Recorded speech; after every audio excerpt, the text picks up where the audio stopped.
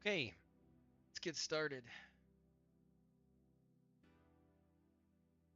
Hopefully everything is working. It looks like it is. So, I mean, I won't know until I know, but let's do a quick little test. So YouTube might not be working. Always annoying when it's not.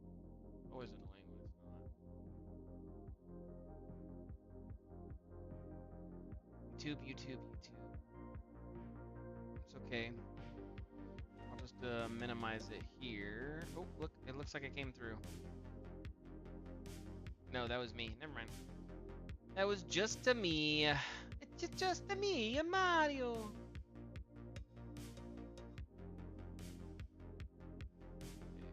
That. It says it's connected to YouTube. Let's try one more time.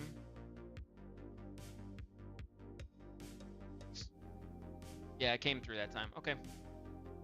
Cool. Yeah, it's always silly whenever it doesn't work. And then hopefully volumes are all good. It looks like they are.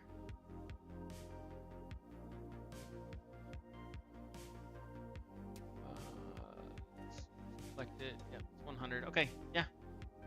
We are good. Everything is golden. Let's go ahead and get started.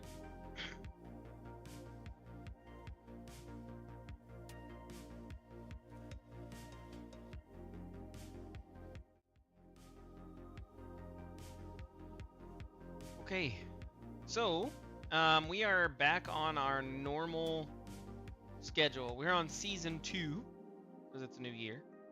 We are on season 2, so episode count has been reset. But we are back on our normal kind of setup. How's it going, Massive? Yeah, we're on our normal setup. We're back to the game, and we have a kind of a schedule that we're gonna stick to ish tonight. Maybe not really. I don't know yet. We'll see. Depends on how I feel and what's going on. But I do want to make some. I do want to make some weapons for the arena system because now we actually have the working arena ish. And by ish I mean it's not finished, but Kindred's in the process of getting there. It is night for me, yes. And so now we have the working system.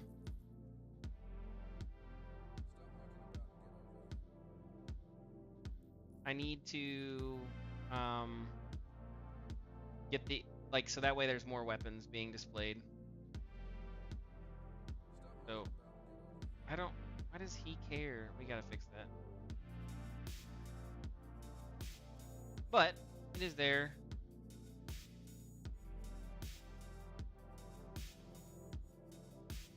Nice. Yeah, no, it's nighttime here. It's 9:30 p.m. So I want to make some weapons tonight, so that way we can have some more randomization when you go into the actual arena and you fight. Because right now we have this to where it fully randomizes everything out. Yeah, I'm in the USA. And so I want to be able to control what's being randomized. Oh, there's actually 2 people? No way.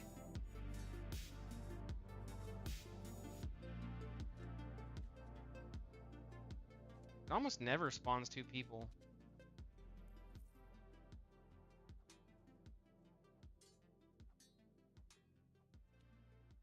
Nice. Look at that.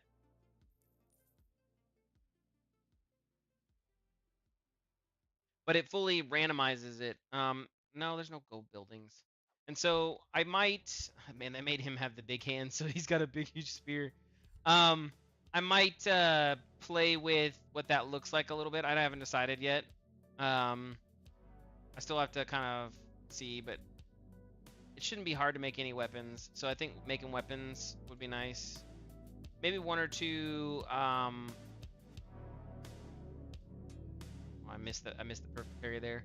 Maybe 1 or 2. What do you want to call it? like belts would also be nice, but yeah.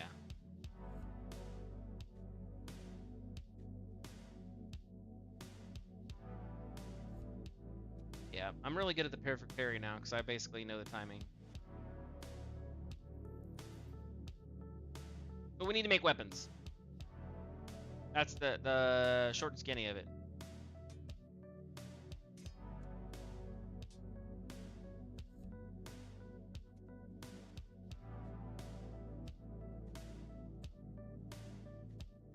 Oh, I thought I was gonna block that. Dang. I missed all my blocks.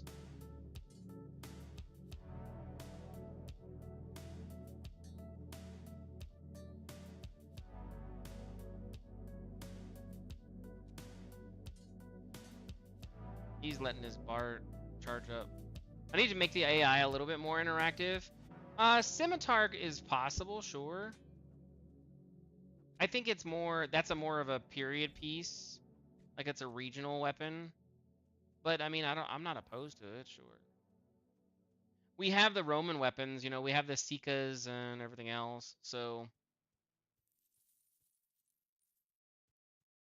Oh dang, he basically came out with two of the big dog weapons.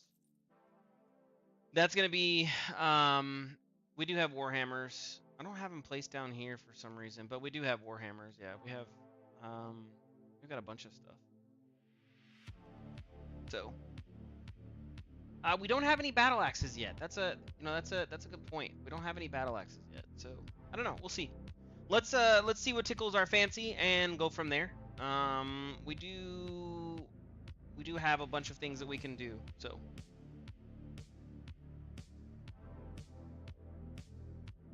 do some coffee and get the stream going. But we are doing weapons tonight. That is the name of the game.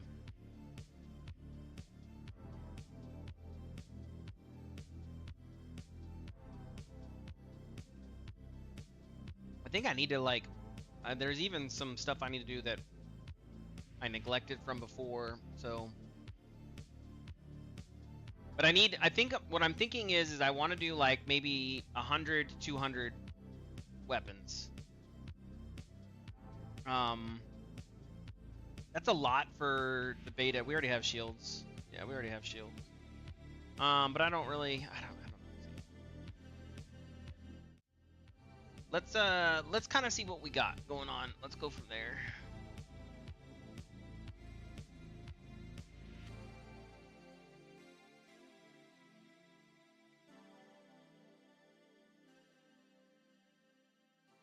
Am I doing Z up or am I doing? Yeah, I'm doing Z up. Okay, let's import some stuff and then let's go from there. Meshes. Let's go to equipment and then let's do the swords. Let's get all the basic swords in. Any idea what you're going to possibly sell the game for? I think 20 bucks. I think we're gonna have more than enough content for 20 bucks.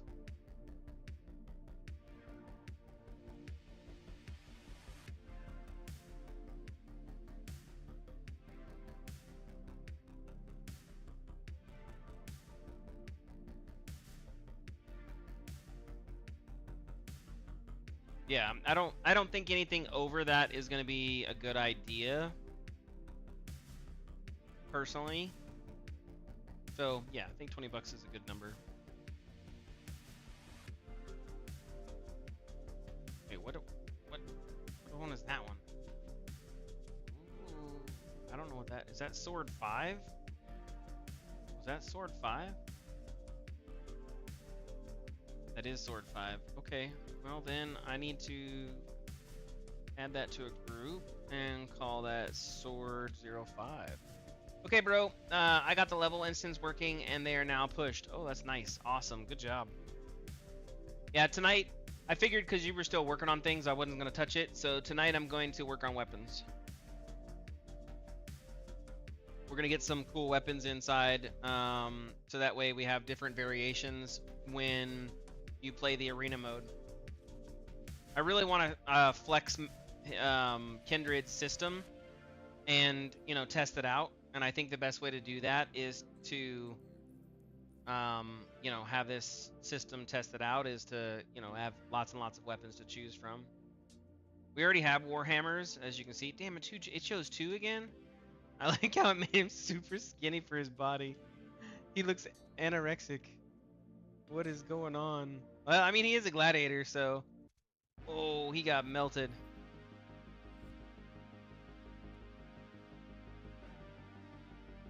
The two-hander is going to be super slow, but they are going to have that power. They're going to have that gooch power. Boom, look at that. Half-life. Melted. Melted. They'll be slow. Oh, I got 2 of them. Okay. Oh, that was almost bad. Perfect parry. And come in with a double hit. Oh.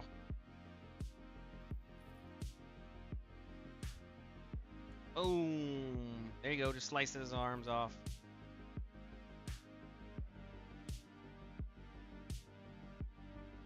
It's going to be good once it's fully fleshed out. I'm actually excited about that.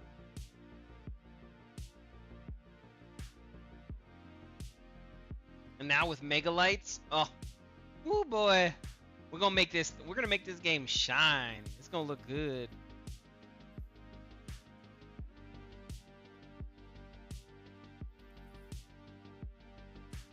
You can come talk to him.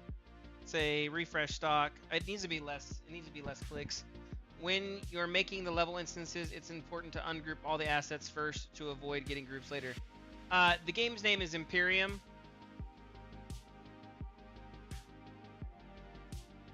Like that.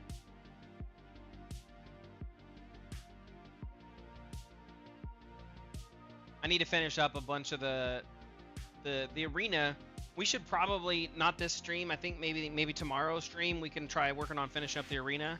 So that way this is fully done and this mode is ready to go. That's going to be a key selling factor to the demo, is this entire mode being kind of done. Okay, so let's think about our weapons, right? We said there's 5. So there should be 1, or 1, 2, 3, 4. This is 5. 4 should be the Sika. 5. They do have a dagger. It's called a Pugio. I have not added it in yet, but yes, there is a dagger. It's called a Pugio.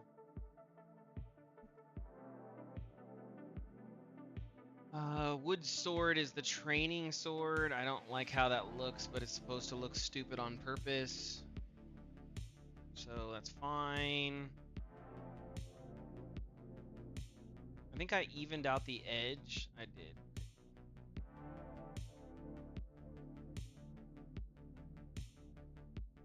And then, yeah, I evened the edge out there too. Okay. All of these are kind of long swords-ish.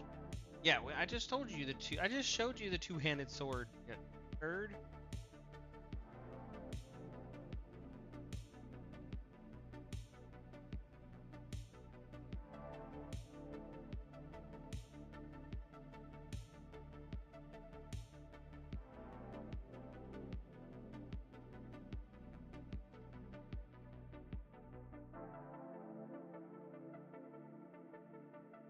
Let's make that a little bit bigger.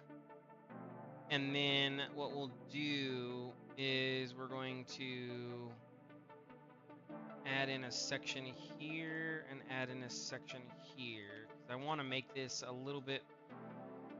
That's way too big. Let's reduce that down. And then let's kind of rotate it a little bit. And let's rotate this one this way. And a little bit that way. So we have warped wood.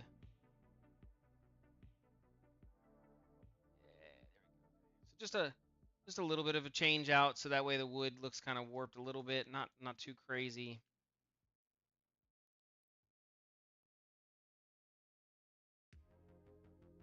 Reduce this down so I can shrink this. Make that kind of bigger so it looks weird. Yeah, there we go. Okay. And then we need to grab these. We need to put them all together, combine them, clear out their mesh, and then we can use the UV editor. I actually recently just really got into using the UV editor in Maya. I used to hate it, but what I like is I can just do this. I can literally just do create and automatic. It's not good. Like you see, like this right here is not a, that's not a good thing at all. I don't know what I just did there, but that's definitely not good. But what was nice is it was automatic. So on big pieces that I don't necessarily care about, this is a really cool like tool to do. I technically should not really do that. That's not how it should be done. But on big pieces that I don't care about, that's what I would have done. On the game jam, that's actually what I did. That is literally how I did every single model. Okay, so let's put these in a holding folder. Let's go to S drive, new folder. We're gonna call this holding, and then this is gonna be called wood. Oh crap! I didn't unpair him. F. So I need to undo what I did. There we go. Yep. Come on, undo it. There we go. Yeah. Okay. So then let's export this into that holding folder. Holding, and then we're gonna call this wood sword 01. There might be more. How about just a normal regular what is a regular axe? I mean like a hand axe?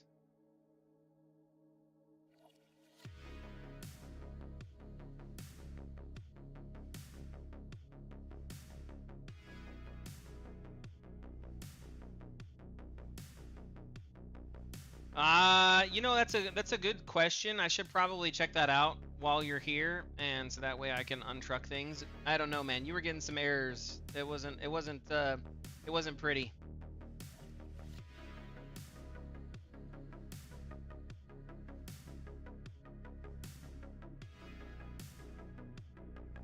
Did this switch over to 3D coat?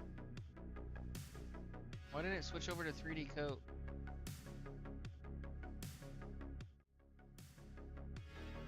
That was weird.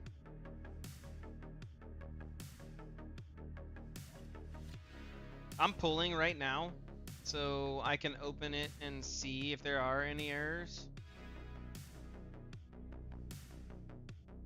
Hopefully there's not, but I guess we'll find out. Okay, so let's do a new UV map a mesh. We're gonna go to the holding folder,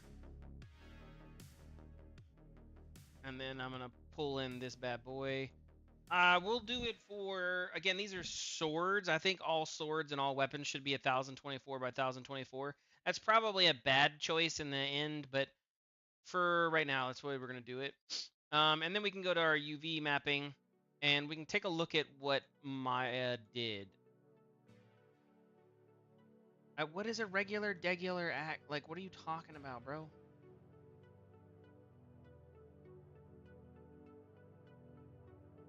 Clear all clusters, clear all seams, and then let's we're just gonna do a quick UV mapping using 3D coat. I'll do the two edges. It doesn't really matter which one we see here, so I'm just gonna do that one. Fix the errors. They were related to having props inside level instances. Yeah, so that's called a hatchet. That's not a regular degular axe. It's called a hatchet. And yes, we can have a hatchet.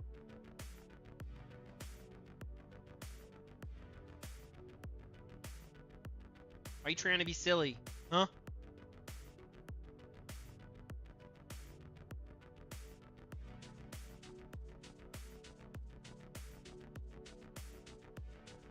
But yes, the answer to your question is yes. I think he means mirrored axes. Yes. What do you mean mirrored axes?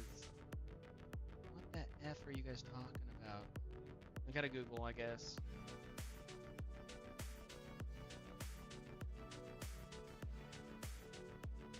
Yes, yes, That will be there. I've already said yes like 5 times. Like, yes. Yes. That's probably the stream delay.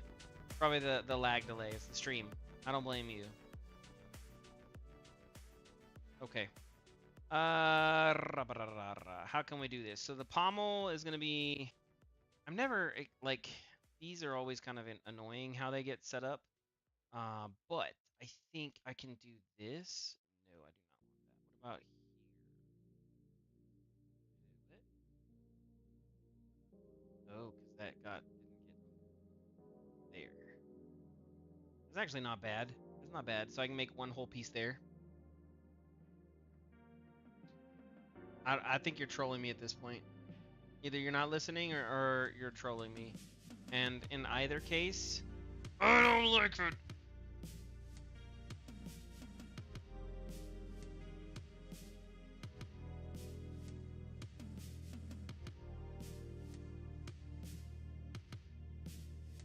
Okay. So now we have this upper part and we have this lower part. And if I just separate them out,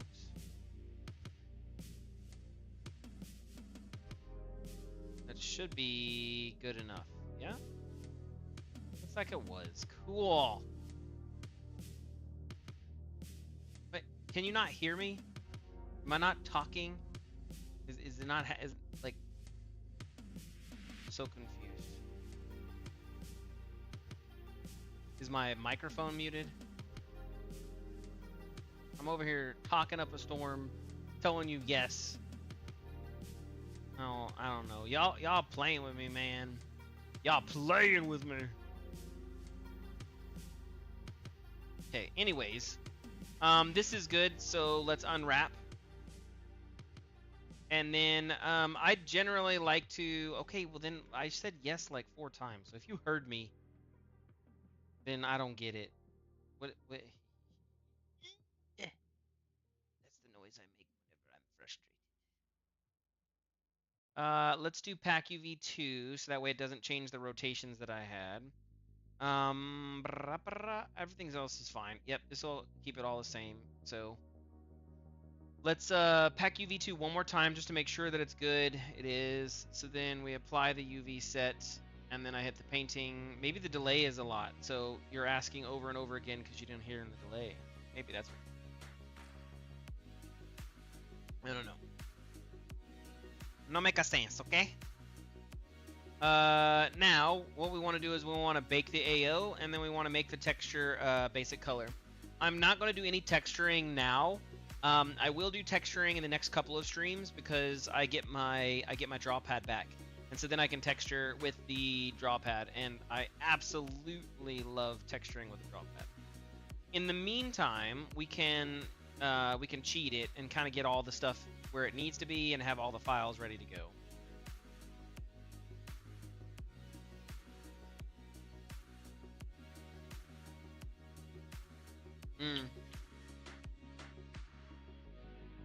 Maybe that's what it is.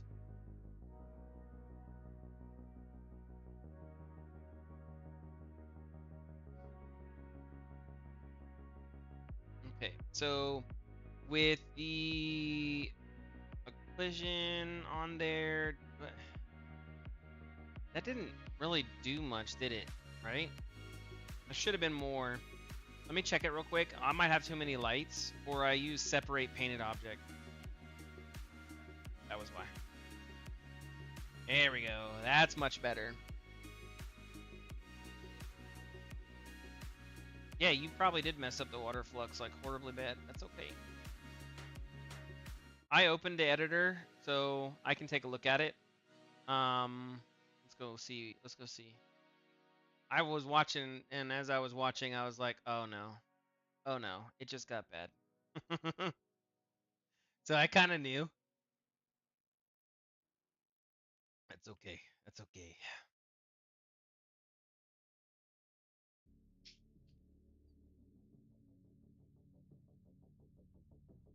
I have green tea every night. So here's my green tea, and there's my coffee. I don't need to do that. So I can just fix it. It's not, it like takes 5 seconds. I can show you. So, where you kind of probably delinked things, if I had to guess. It's probably what happened. So it's just really easy. Filter by flux, and then when you find the water flux folder, unfilter. So that shows me all the things that are here. And yeah, you don't have the domain. So you have the water, you have everything else, but you deleted one of the actors, which is the domain. So you got to go to fluid flux, and then I go to flux, and then coastline blueprints, and then coastline domain.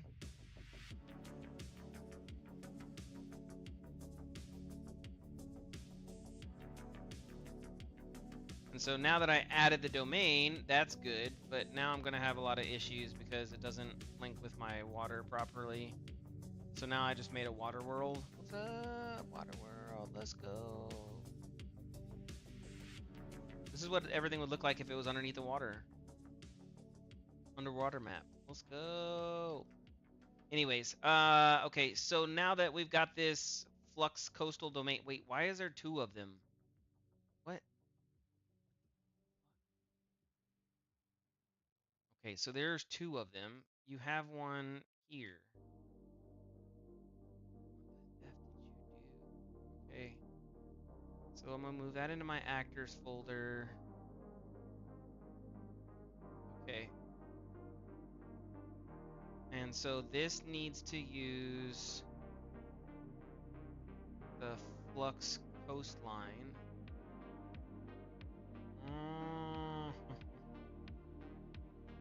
Yeah, okay, I see.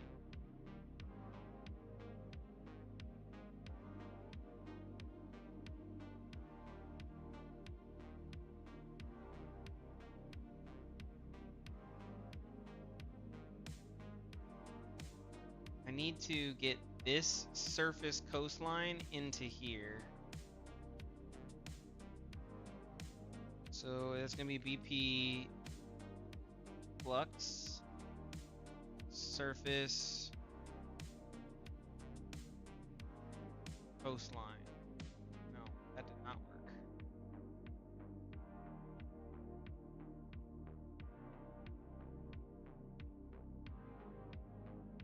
Okay.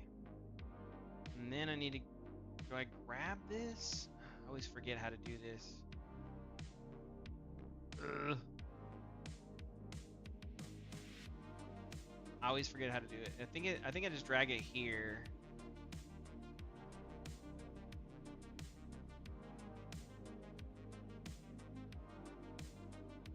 No, that did not work.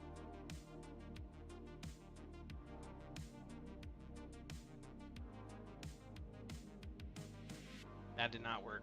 Damn it. There's a way to do it. I gotta look at it real quick.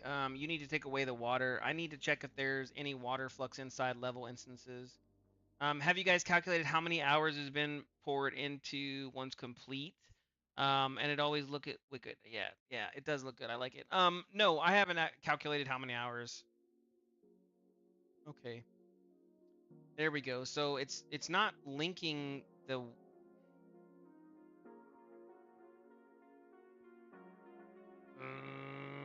It's supposed to do it.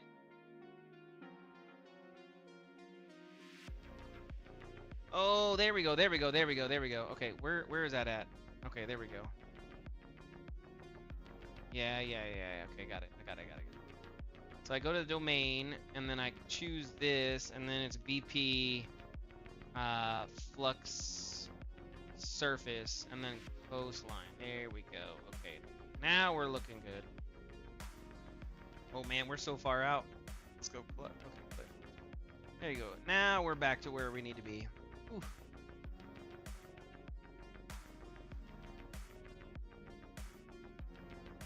Okay, so problem solved. We're back to where we are. I need to fix up the wave and everything else because that's all jacked up, but that's okay. And then if I click this and I do rebuild, that should rebuild it. We're gonna have a little bit of issues, obviously, on yours, and that's fine. I don't really care. The other way that I could fix it too, I actually just thought about this. I'm just gonna do this. That's actually a way better option. I'm just gonna get rid of this. I'm gonna get rid of this. This. And then flux. Get rid of that.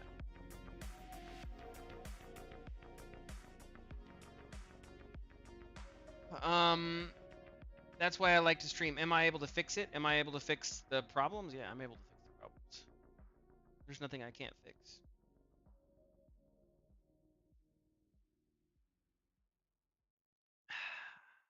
Actually, there's a lot I can't fix, but with my last game jam and being able to actually make the game mostly by myself, other than the level editing, that was done.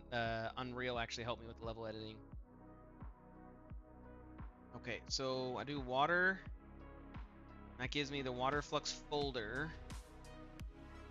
And then I should be able to grab everything from here. Edit, copy, file, and I go back to the Unreal's level.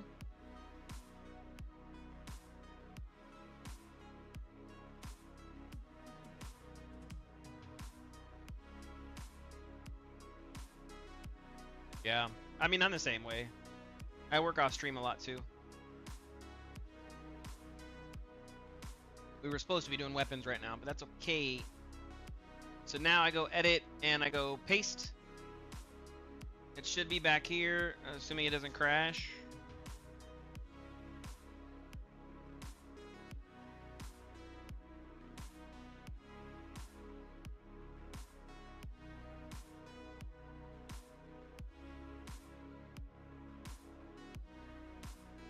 Okay.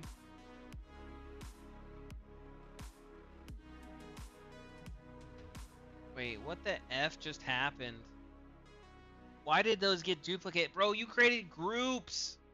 Oh my god, why? Bro.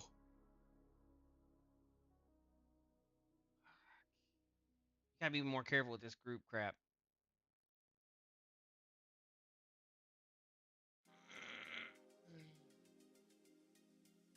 Okay.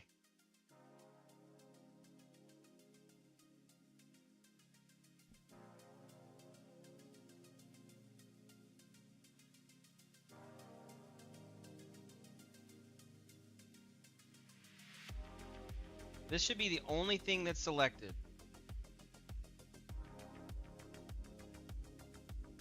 And it's not the only thing that's selected. Look at all this shit that's selected. Bro, why would you do this to me?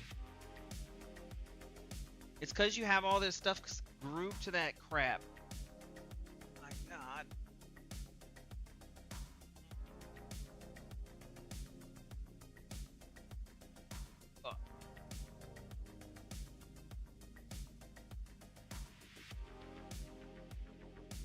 It's in my group now. It's in my level because I copied your seaside town over.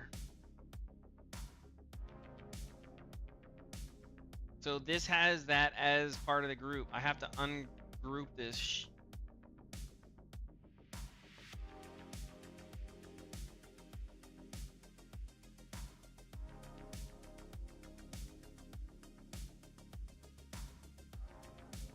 Okay, now let's try this again.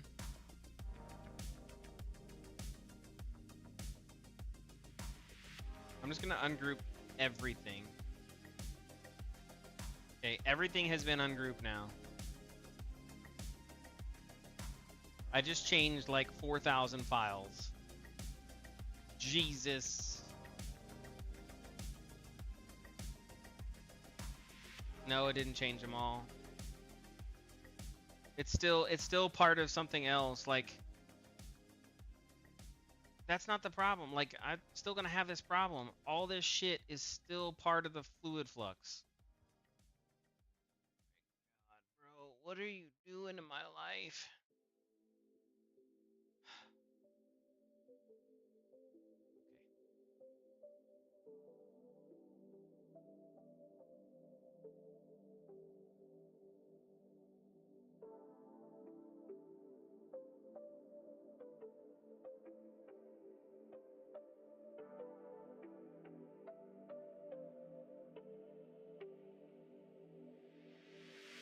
Okay, so there's no actors, right?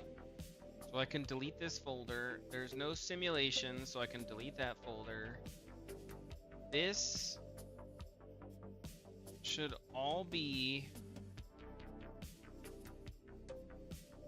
Okay, so there's no group. That's why it doesn't have a ungroup. There's nothing. We're good. Okay, here we go. Here we go. This should be good.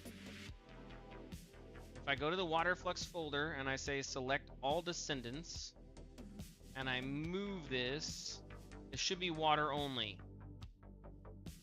And it is. Okay, thank the Lord. I'm gonna file, save all. I've ungrouped everything. Yeah, we gotta make sure. I know groups are easier for management and stuff, but we have to make sure that before I bring it over, and this is not a you thing, this is a me thing. I should have checked this before doing that. Before bringing it over to the main level, I have to ungroup it. So just help remind me. Okay, now let's go back over to your level real quick. And let's see what happens.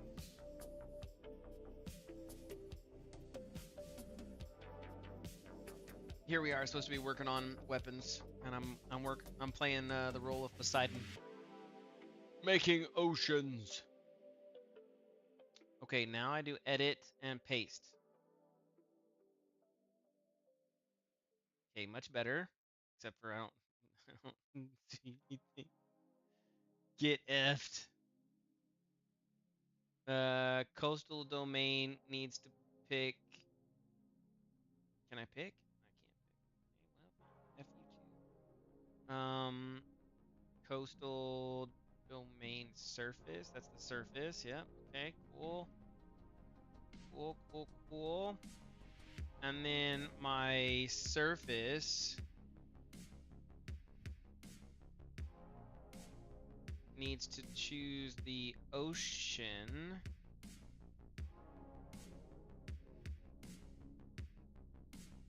And now we are back to where we needed to be. Okay. So, I have added this to your level. Don't group it. Let's do this. Let's do this. I'm gonna select all descendants, and I'm going to. Can I grab them? Yes, I can. Okay. And then I'm going to.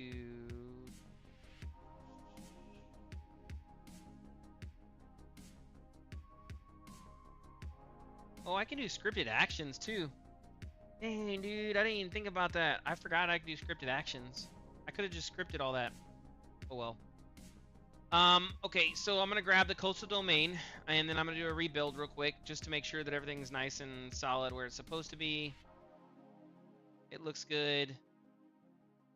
It's spawning on the beach as it should, making nice little marks and everything else. Looking really clean. Good job, good job, good job. Nice, nice.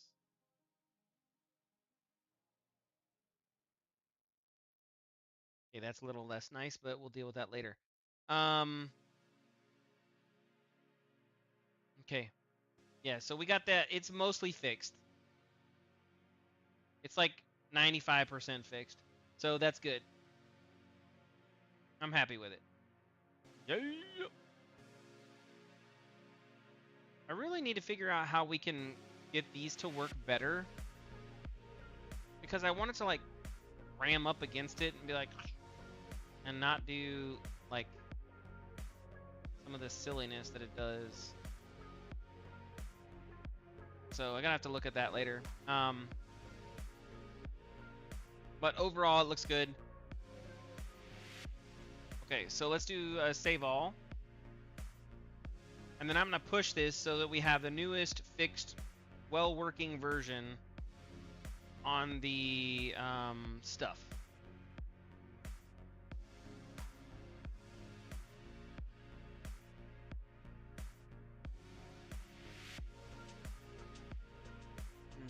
Okay, so we're good.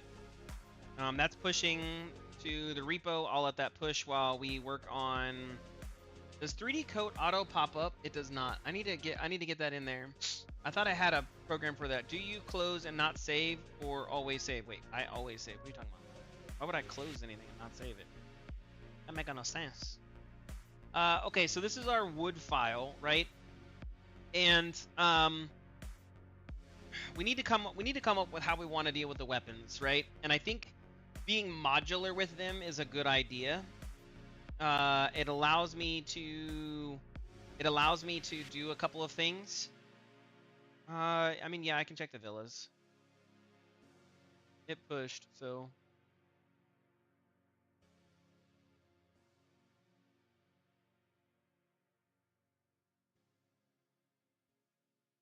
that's good. That's good. And that's good. And that's good. That's good. That's good. Cool. Yeah, that's nice. So what that would look like, you're distracting me from weapons. But hey, that's fine.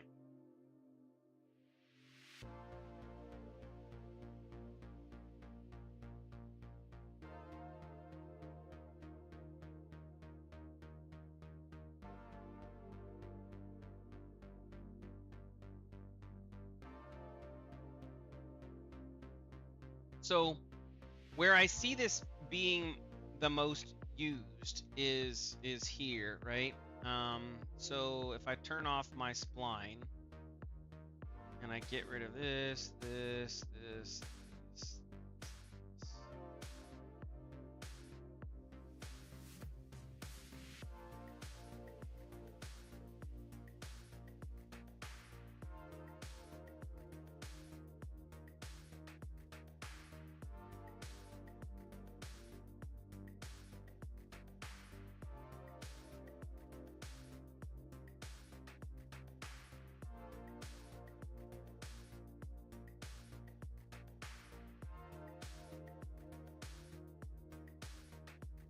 Yeah, I don't. Again, Twitch. I don't understand why Twitch. I'm not sponsored, so I have a delay on my Twitch. There's nothing I can do about it. My YouTube is. I stream to that in high def, and that is super high quality. So.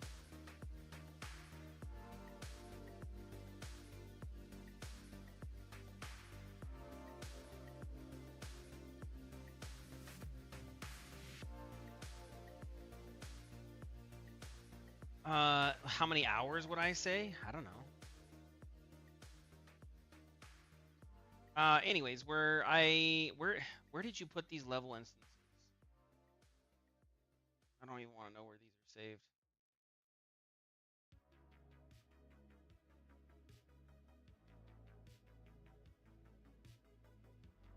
That could be underneath my settings. I can't change them right now.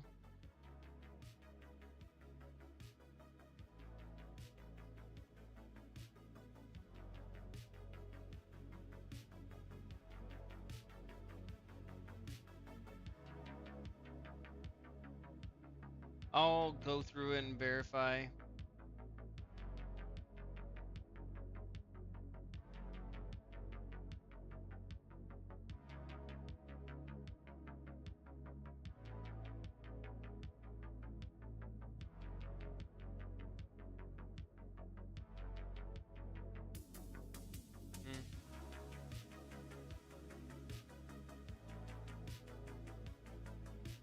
It's a folder called level instances. Where? Oh. Okay.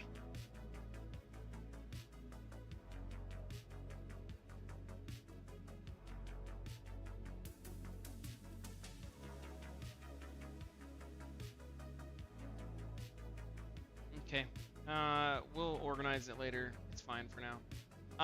Anyways, so let's say H shape.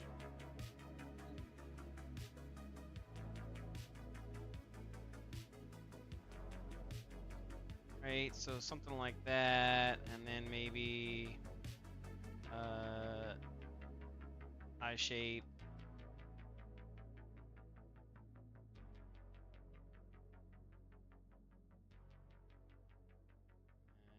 And L shape.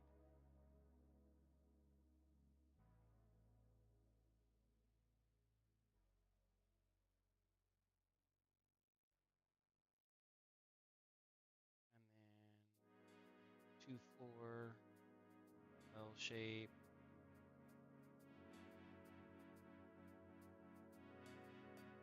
What are you sorry for? You're good. No trip. You're good. So something like that is what I'm kind of envisioning for this, right? This is where I come here, and they might even have, the villas might even be like offset a little bit. Maybe this one is up a little bit further, so that way, you know, you have some stairs that have to come up here, and the train would, you know, match that as well. It would kind of like go up a little bit more. And then maybe we don't have the eye, or maybe the eye is like right here, something like that. And then the H is a little bit further back, you know. But anyways, the point is like this is the area where like I see those being utilized more. And then I'm thinking, you know, for here. No, you're fine here. We can do, you know, a bunch of them here.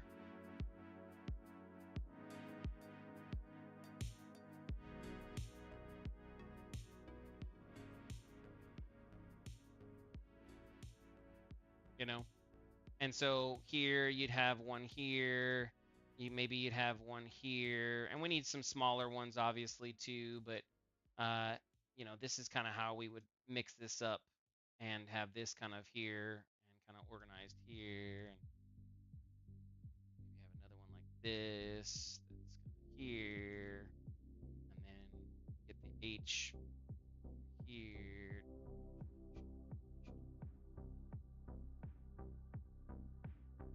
So then you have that, and then maybe, you know, like in this area or neighborhood, we have something that differentiates this, or there's a fountain or something, or a little tiny market that they can meet at, or, you know, something that's just, you know, kind of sets it apart. And then what I'm thinking is, again, we don't want this to all be flat. This should be, it should be multi-leveled. But then the idea is that we basically kind of just, this main area over here is all filtered with super nice, rich houses, you know, and it's like we're pushing those houses together with little roads in between and things like that. So, you know, stuff like this.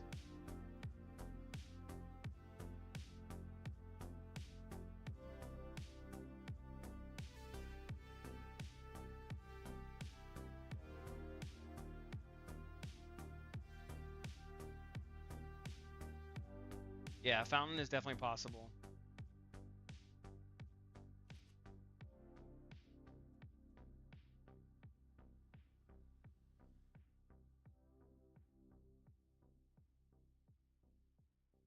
So, and you can kind of see how it's getting a little bit too repetitious. So that's where we would want to vary the heights a little bit, you know. But the idea is that this is my kind of land and I'm walking through it. And, you know, I have entrance to house 1 here and house 2 over here, and I can kind of walk around. I think having the street lamp stuff kind of planned out would be nice. And then having, you know, different sides and connections. Ryu, we do have the same landscape, right? No, we do not. You're gonna have to be doing some re-landscaping. It's gonna be fun, but that's how it works. We do not have the same landscape. You have not modified any of my stuff, and I have not modified any of yours. So no, we are not on the same level. Yeah. So your level is like the test level, and then this is the production level. So once we know that it's good, we move it over. Now we could try to bring over your chunk.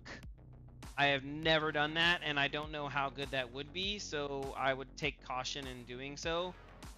It's just easier to redo it and line it up. It just is. So what I would say is we make sure it looks good the way that we want it in yours. We copy and we pasta it over here, and then we just rework the terrain to look like it should, based off of the 2 levels. But anyways, where I was going with this is I'm thinking, this is kind of how we want these things to look and how we want them to be used. Kind of put these in place where they should, make them have like little yards, add in, the flowers. For example, we go to, this is a placeholder right now, but, we bring in this guy here. I think this is supposed to go to 10. Yeah. So you can add these in, and, make this kind of nice as it should be.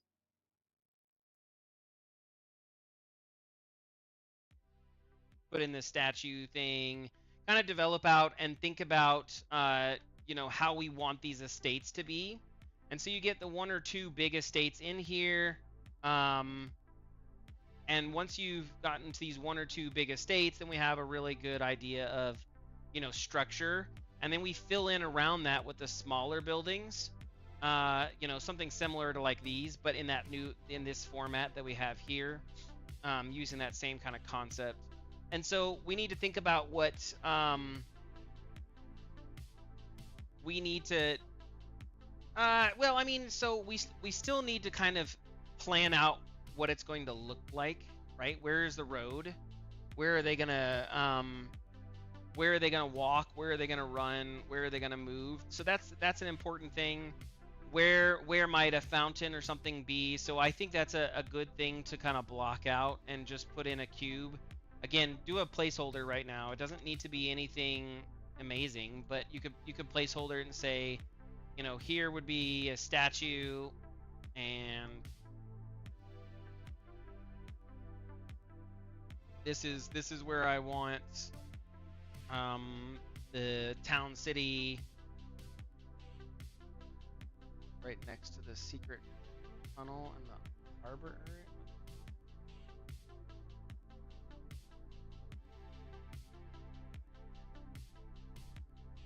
These?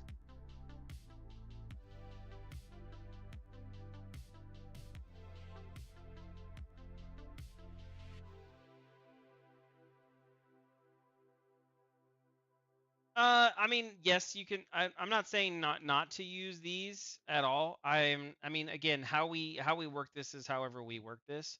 I'm not super, again, I'm not worried about details as in those sharp things. We need to get the idea bricked out, first. That's really what we need to do before we start putting down stairs and making things look pretty. We need to really have a good idea of what it looks like bricked out. And so that what I would encourage you to do, those are good. I'm not saying don't do those, but something like this, you need something like this that you can brick out the structure. This is nowhere even close to good, but it's a bricked out structure. So I know, okay, this is where this building's going to be. This is where this is going to be. And we need to do the same thing here to where we have a good understanding of what this is going to look like bricked out. So that way I can place things around. I can say, okay, well, this level instance can go here, or it needs to go here because right here I want a mausoleum, or, in this direction over here, maybe I want to have a temple. And so I need to make sure I have a temple that's like this size. And so we really need to brick out what the area is going to look like before we start populating and getting all crazy. That's what I'm really looking for. That's why this exists, right? This isn't because it's pretty. It's because it shows me the size and the scope and the shape. So I know if I'm going to make this be my arena, this is what I need the things to look like and kind of how they need to go around that, and what the structure is going to look like when it gets framed in. And that's kind of what we want to do. That makes sense?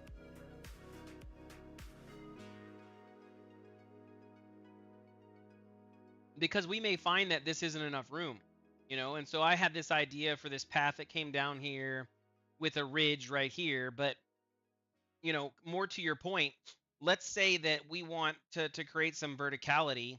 So we want these to be up a little bit higher and over here. And to do that, now we need to create, a platform or whatever else. And then that gives us the ability to put little small buildings next to it, on the bottom side.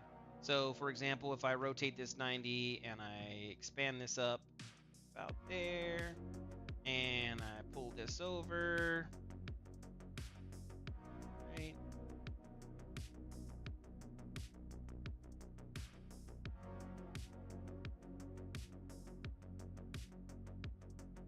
Pull this out. And that gives me an idea. Maybe now I can have some stuff. Maybe that's all too high. Maybe this is like way too high. So I'm not saying that would be the right height. But with some verticality, maybe this is like here, and so that gives it some verticality. And then maybe we recognize that, okay, well, these guys don't have any front lawn, so maybe this guy needs to have a front lawn. And so that's how this happens. And this guy needs a front lawn, so we kind of create a front lawn there. And well, this one doesn't need a front lawn there. Maybe I want a front lawn over here, that goes a little bit further, or maybe it's a backyard lawn or something like that. And so that way he has a little step here. And so we create this, and that gives him a little room to walk out of his land, but at the same time, it's not like a perfect one. And so that's where, just like in real life, we might find that different houses have different things. We need to kind of structure it the same way. Now, once we understand how this looks, right? And we know that, okay, this is going to be a smaller area and we're going to populate this. Again, let's just use this kind of to help us understand what it is that we're trying to do. So let's turn this all here, right? And then let's say that now that I have a good idea of what I want this to look like, maybe this gives him a little bit of front lawn. Because this is a bigger house, he gets a bigger front lawn. That's kind of cooler because he's super cool. And then now we're throwing in houses, and we say, I think this should be like a 10 by 5 by 5 maybe. And so now we can start filling in houses and say, okay, well, here's a house here, and then there across the street is an even smaller little house or something like that. And we can kind of brick in what we're trying to do that way. You know what I'm saying? And that gives us that verticality. That gives us verticality very quickly. And then that also lets us kind of brick out what we want to do. And so I think that's kind of what I would want to see. Even for maybe kind of refreshing over here, this is kind of a similar idea and similar concept. Nice house here has a little bit of a verticality here on the back. Maybe this has a really big area because this is a super nice manor. The super ritzy guy lives here. Or maybe a little bit less where this one comes down, and so it's like a little bit further down here, and peaks out. And so just kind of think about when you're doing that. That's kind of what I'm looking for.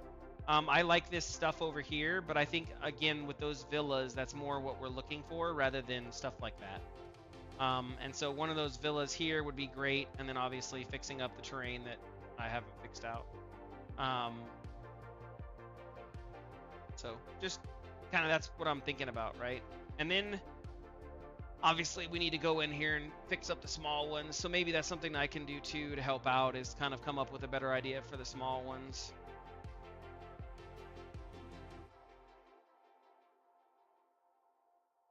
I mean, roads are already kind of mapped out, to be honest. Why is that in wireframe?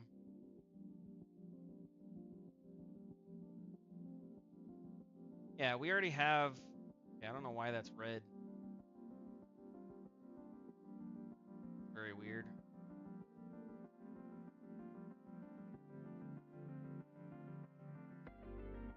It's very weird. I don't know what that red is.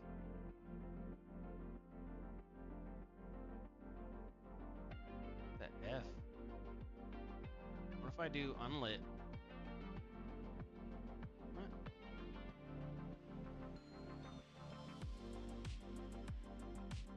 Very weird.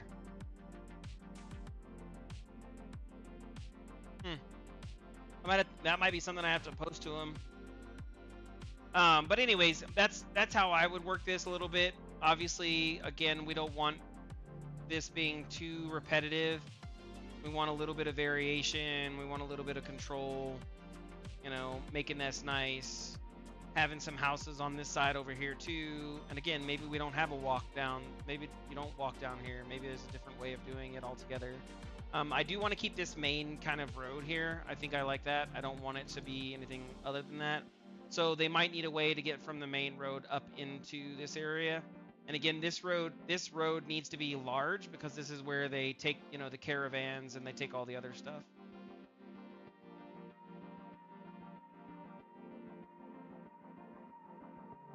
I don't know. But I mean, we do have, you only see it in top down mode, which is kind of interesting.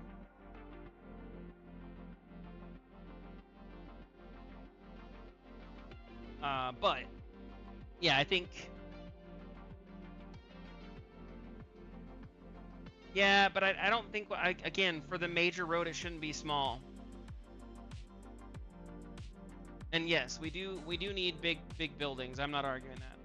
Like I said, I think a cathedral of some type, or not a cathedral, but you know, a worship place.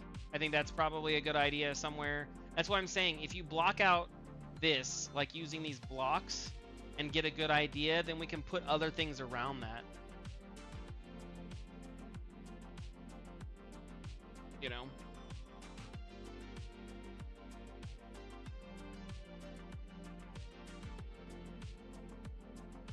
I think having maybe be up here would be the temple. This might be a nice place for the temple to be because it's kind of more up top and it's kind of, you know, a bigger area. So you could put the temple up here somewhere and then have everybody kind of come around there. I do want the watchtowers to be walkable, so that's something else I have to work on and make all of that, because again, the players should be able to walk to every single watchtower. There's a lot to do, but no, I don't want that is an important thing. I do not want the main road to be shrunk. That main road needs to stay that side.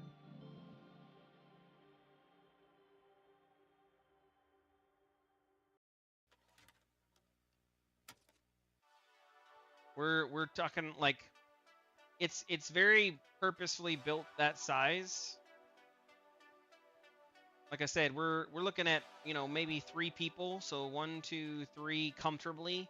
You could definitely fit more than 3 in here, but 3 comfortably. So if I'm carrying supplies or oxen or whatever else, I want to be able to utilize this road.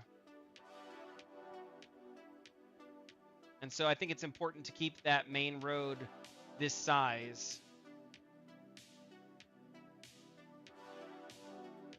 And then that's the same kind of general size that we want to see for the back gates. And again, over here is what kind of like where we can have more villas here. But you know, again, they're not protected by the big wall, so this is more like a wild west. But they have nice views. This whole area is supposed to be farmland type stuff. This is where all of the crops and everything else are being grown. So those are like your farmland areas for the wheat and everything else. And we can modify this terrain. I'm not, you know, whatever. But this should be last ditch stuff, because ideally the player's not going to access this during the demo. Maybe they will. I don't know. Like I said, depends.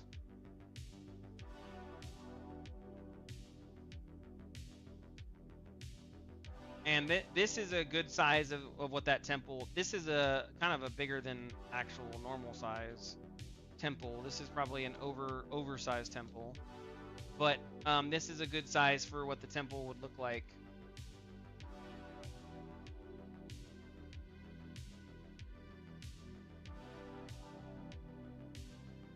Yeah. It's everything's here. So this is a huge temple. And the reason why this is huge is because it's going to have a bunch of subquests. It's going to have 1, 2, 3, 4, 5 subquests for it. And this is also where the village is for the bandits.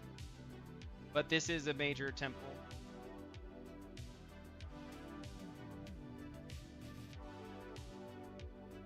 And that's what also leads over into the dungeon. I've done some terraforming already to kind of bring this out and open this up a little bit. I haven't made any of that look pretty at all, as you can tell, but in the process. So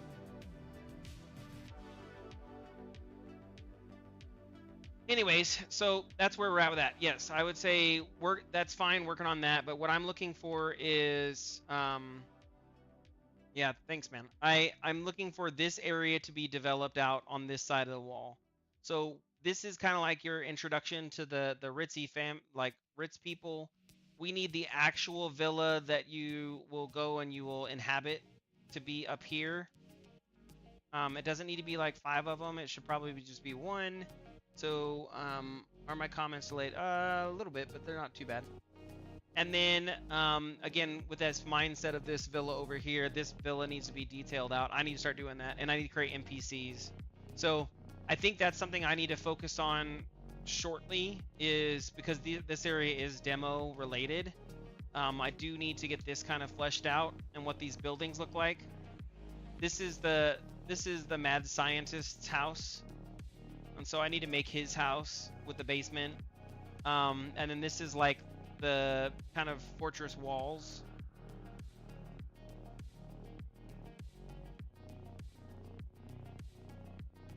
And then up here is where the nice ritzy this is again another fortress wall with a tower. And this is where the rich people live for this town. So I need to get this kind of manors built in and kind of see what that looks like. And using your structure that you have, we can kind of do that now. This is the quarry building. So this is where the quartermasters are. The miners come in, they load all this up. I know, so I'm not opposed to wood, but I don't want an overabundance on wood either. It's really supposed to be a ruined town. So there can be wood there, but it's really supposed to be a ruin. Like this is, they basically, they didn't create this bandit camp. They inhabited the ruins. Like this is supposed to be all ruined down and broken. And so this was a town at one point that was very well off. It went over to the sea and the ocean. It was a ruined docks, and it's just ruined now. And so they're living in ruins and camping out in the ruins. Oh, I did not mean to dive off the side.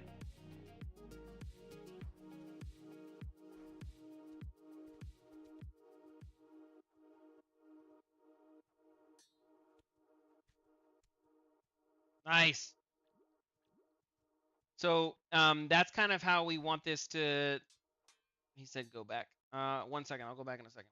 I don't even know where I'm at right now. Flying, man. I need to fix the particle thing too. It's very annoying how the particles are stupid like that. Okay, so the quarry is back there. Yes, I'd have to go back. Anyways, so what we're looking at is this is kind of like the old docks that this used to be used. This is an old docks, and that's why this temple is here. Is this at one point was a very good town. This is part of the old storyline. This is where the miners and the dungeon comes into play. That's kind of why it's all there. And the second reason why it's there is because it gives you something to look at that's really nice and do and interact on your traversal from point A to point B. So we can play with it a little bit. Maybe we make it a little bit smaller, but again, there needs to be something on my way over. And there's a lot of zone to coverage between here and there. You know, like this is all forest, and I'm just running up to forest. There's nothing happening here. So I need something kind of to interact. The trees are going to cover that castle, so I won't see it. And I think if we put the nice temple there, then I can have a nice temple there. And then you come in along this way and you see this temple, and you're like, oh man, that's kind of cool. And you come in here, and it's gonna have this is a temple to all of the old gods. There's only one god in this lore, but there are temple to the old gods that they used to believe in a long time ago, and you can do quests to that by kind of coming in here and talking to the patrons of those little groups, and then those patrons will send you on quests that you can then do that will unlock the different weapons that are here. And so if you do all the god quests, then you can unlock a really nice weapon set and armor set. That's basically how this works. So you finish the quest, you come over here, you can activate this, and then it'll bring it down. And then whenever it gets down, it'll have a weapon for you that you can utilize, and you can pick it up and be like, oh, cool, now I got the cool weapon. So that's kind of the idea. And then again, this is a pop-off zone. So now I see the big, huge castle over here. I see this down below me. I'm like, oh, that's kind of cool. And you can kind of, go around the sides or whatever else. And this is all on your way to that over there. You're like, oh, okay. And so you should see this, and it could distract you, or maybe it doesn't distract you if you don't care about that. Oh, dude, I didn't even think about it. I'm gonna get copyright struck again. F me, dude. Ugh, I said repeat. Damn it, I'm gonna get copyright struck. I just realized the music wasn't the same in the same thing. Damn. Oh well. Well, hopefully they won't strike me. It'll just be a copyright notice. And so that's kind of what distracts you before you come over to the temple. Over here will be the ruined temple area outside. It's like a little small ruined area. So instead of opening the temple right now, like we do with this little fire thing, so let's say I put this out real quick. Right now, I open the temple here. I don't want that to happen. What I actually want to happen is you're going to, out over there, this little ball will exist. And I gotta, clear out the skeletons from the little area, and then I can drop the ball into the thing. And then what it'll do is it'll show a cutscene of the entrance, and this will light up.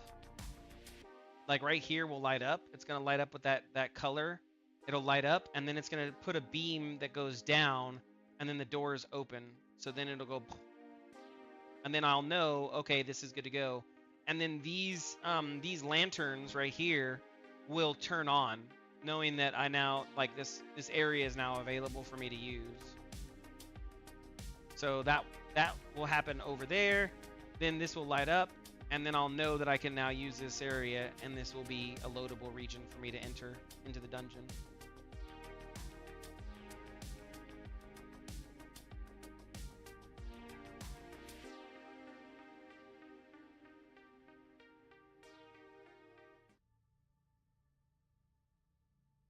Then we have the dungeon play. That's another thing I gotta focus on before the end of the demo is done. I have to create all the assets for the dungeon.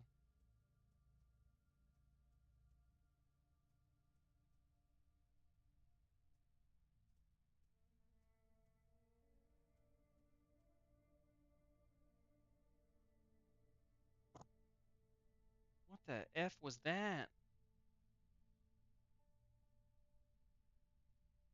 Did I just kill?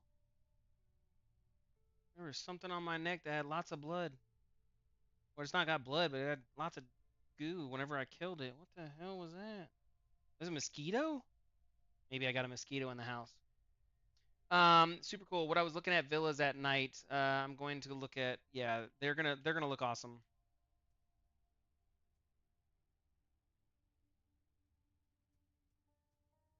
Okay, so I have that. Yeah, I think everything lighting wise is gonna be awesome. I'm actually really excited. We have a good setup. It's good structure. Just needs to be formalized, you know?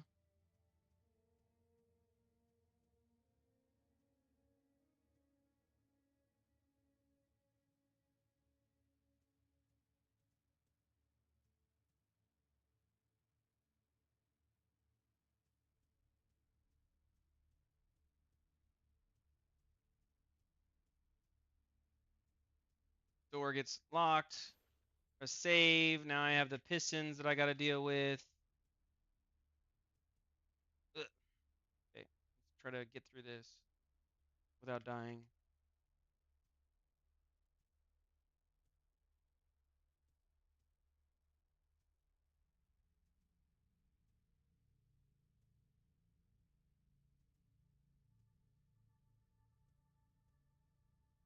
Oh, I made it. Aha! Look, I'm a champion. Yeah, there's a lot to get done. I mean, we've got like we have like the 80% solution in place, so I'm not super tripping on it.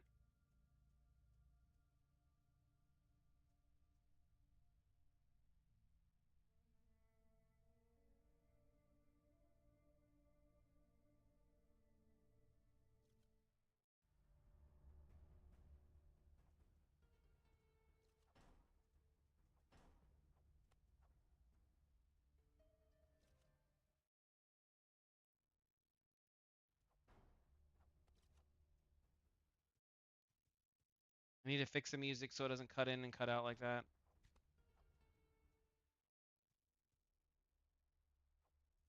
That door is not going to open. That's a bug. Yeah, that door's not going to open because I'm only going to get credit for 4. I don't know where the 5th one went. Damn. I'm going to have to check that out. That's a bug. Whatever. So, yeah, then we'll have to deal with the dungeon, and then I need to finalize out the dungeon boss, which he's already there. He's already ready. Like, the dungeon boss is easily playable. That's not a problem at all.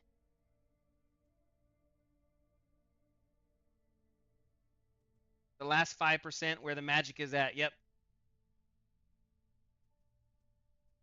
Yeah. Well, I mean, that's kind of where we're at now. It's honestly making it look pretty. Functionality wise, we're basically there. The only thing we're really missing is the backpack.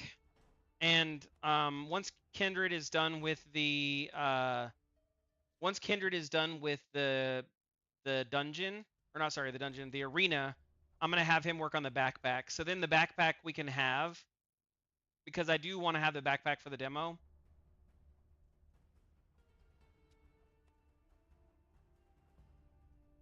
I think that's how you get them excited about the demo and the actual playing part. They're like, "Oh man, they got to fight a boss, they got to do some adventuring, they got to learn how the backpack works with traversal." So they'll have a really good idea of what the gameplay is going to be like, you know.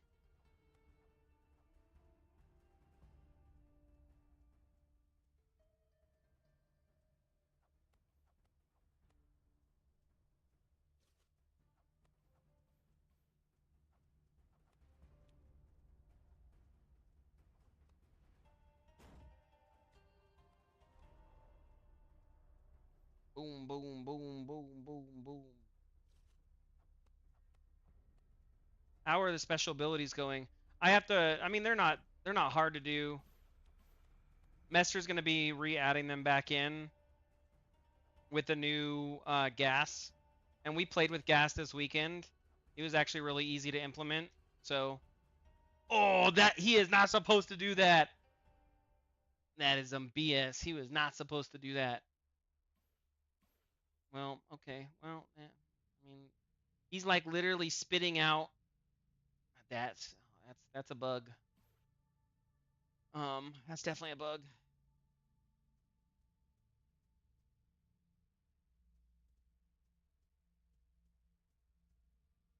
Anyways, so yeah, there's a lot to be done, but we'll get there. I think getting you on some dungeon stuff might be fun too. You know,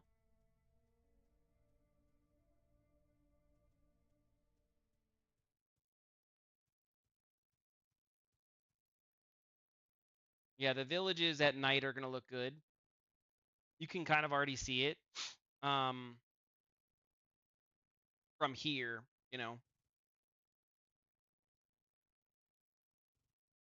having those lights kind of off in the distance will look nice, especially depending on where you're at and how far away you are. You know, like this is the tower, the watchtower.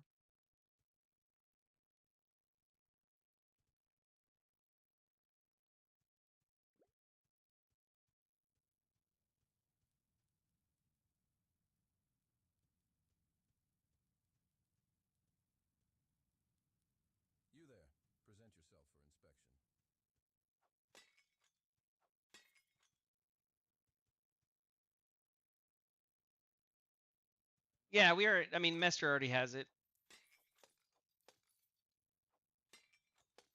We basically did it with the Game Jam project. We added it in. That's how I was able to make that's how I was able to make it to where you can spawn foxholes wherever you want. We basically set up the gas with it, so it's not hard to implement. I think getting it to be fully functional might take a little bit of time because we really have to learn how all of it goes together. But that being said, I think we'll have a really good setup with it soon enough. So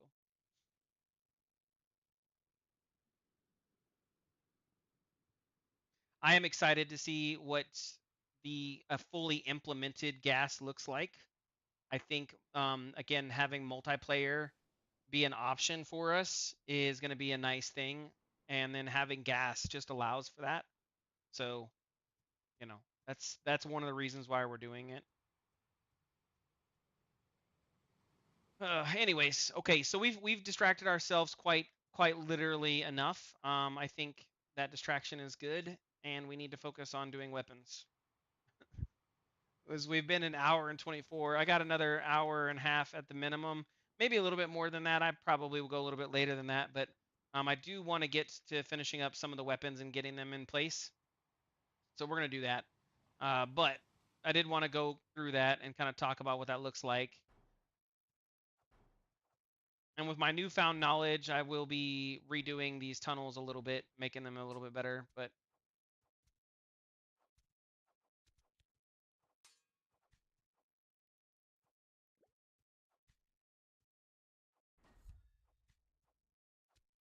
it feels so meaty. I love it.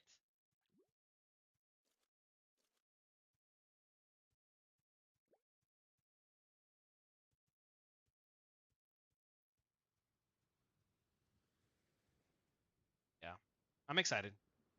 So how far behind is how far behind is the stream on YouTube? Is it far behind? Got me wondering. Let me look on my phone real quick.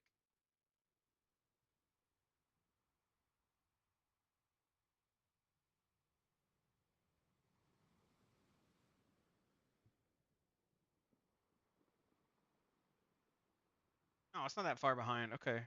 I guess maybe Twitch is the one that's far behind. Yeah, YouTube is right there. Oh man, there's a lot of errors. Mobility of memory, persistent level, gas slider. See, so Messer has already added some stuff in there. The gas slider is already in there. What it's doing? Ow. Ow.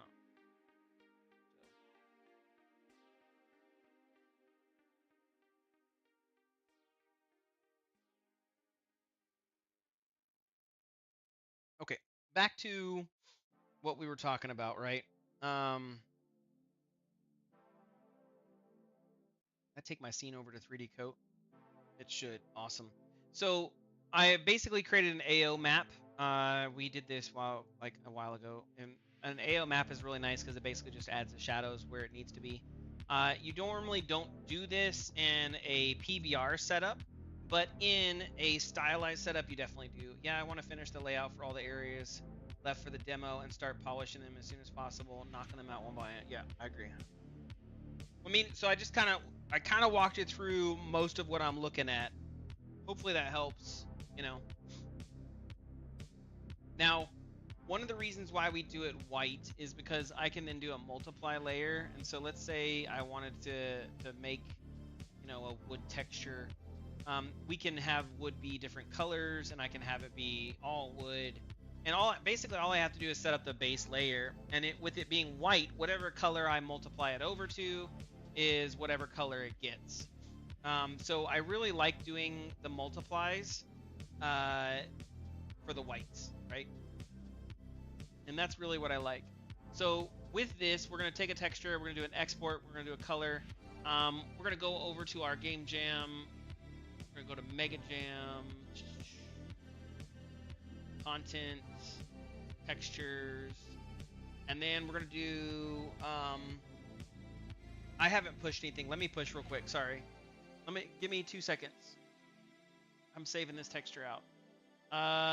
Equipment, swords. Okay, so we're gonna do wood sword 01 diff, and then so that exported that. Let me push.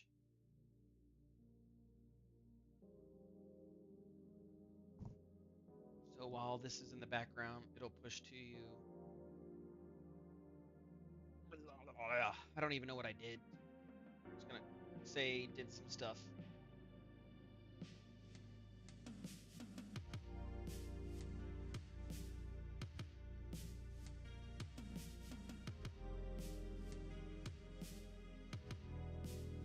Okay, it has been pushed, so you should have the newest version. And then I go back to 3D Coat. We also did our UV mapping here, so I need to export this mesh. So we're gonna go to the D drive. I probably am not gonna have access to it. I'm gonna try it real quick.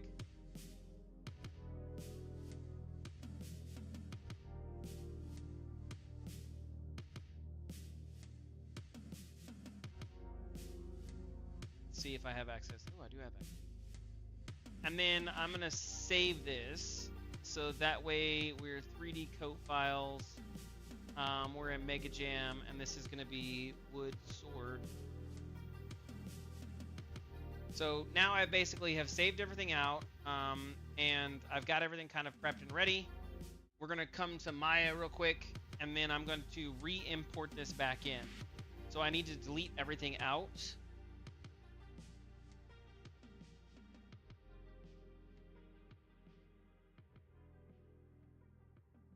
And G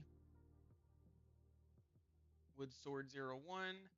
I need to go to my hyper shader, and I need to make sure I delete all of this extra crap, because I don't need it. It creates a new material each and every time. I don't know why. I have not. There's probably a setting I need to set in Maya to where it doesn't do that. But we've got it right now. And then I need to, because of how 3D Coat works, it actually modifies normals. We basically just need to redo it. So I'm going to go set to face, soften edge. I'll do a set to face, and then I'll do another soften edge. That's habit. You don't have to do that. I just like to do it because in case there's anything I missed. And then I need to harden the edge that I want to harden. So this one I do want to be harder, so I'm going to harden this edge. And that gives that kind of thought that the two are separated, even though they're not, but it gives that look. And so then now this has been fully set up the way that it needs to be. So I do a freeze transformation. I go back to my outliner, make sure I've selected all the parts, and then I'm going to export this to no longer in the holding folder. I'm going to go into my actual folder. So equipment, swords, and then I'm going to do wood sword. Make sure I'm exporting that smoothing group. Come back to editor, and inside of the editor I will see that if I go to my equipments folder, underneath my swords, I now have my wood sword, and it looks proper. All the shading groups look proper, and everything looks good. So now what I need to do is I need to create the material. Now we have not done this really at all. It exists because I hacked it in for the Game Jam. So these are all old, but what I really need to do is I need to go into the sword base and take a look at this sword base. And I created, during my stream, yeah, you see the funny part is Twitch is behind. I'm just reading this chat now in my group, but Caster Labs doesn't have my Twitch updated, or it doesn't even have my my YouTube updated. Oh wait, you just said that. Okay, you just said that just now. Twitch seems to be like 5-10 seconds behind YouTube. I mean, that's not too bad. There's nothing I can do about it. It's because I'm probably multi-streaming and I'm using the plugin from Sora Yuka. I probably need to update the plugin because they probably have something new that I haven't done, and I haven't. So I don't know. For now, it's what it is. So I've created a material function, And the reason, yes, well, no, I'm using OBS, but it's called a Restreamer app. It's a plugin for OBS. So in my function, I have created my own like little setup, and this is what I call my basic node. And I can do a tutorial on this at some point. I planned on doing it, but basically this is how we have our system set up. And so we have Dota 2 actually does this too.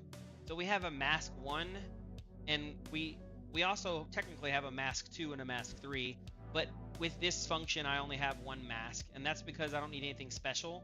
I just need the mask 1, and inside of the mask 1 I have red, green, and blue, and each one of those is a different output channel because each one of those is a different thing. So my red channel is my metal, my green channel is my roughness, and then my blue channel is my opacity if I have a translucent material. And the way this works is basically inside of Adobe you can have different channels, and all of these colors or masks are they're from black to white. And normally wherever you put something, that's where they're black to white, and so that's how this works. And then I actually have a dither on my opacity. So basically a per pixel fade amount. So that way if I do have opacity, it dithers it out and I can determine how much I want that to be. And then I have an emissive channel in the alpha. So if I had an alpha for my mask 1, that would actually be my emissive channel. Some people switch those around. For me, that's just how I like it. And then I have an RVT for world height. If I was going to actually use RVT, for Prismatiscape, I do use the RVTs. I haven't linked it in right now because Prismatiscape isn't technically working for 5.5.1. Prismatiscape, if you ever see this for whatever reason, update your plugin, bro. Come on. You have like so many people waiting on you. Update it. We need it. And then I have one for my specular, which is just a value, and then I have my diff mask.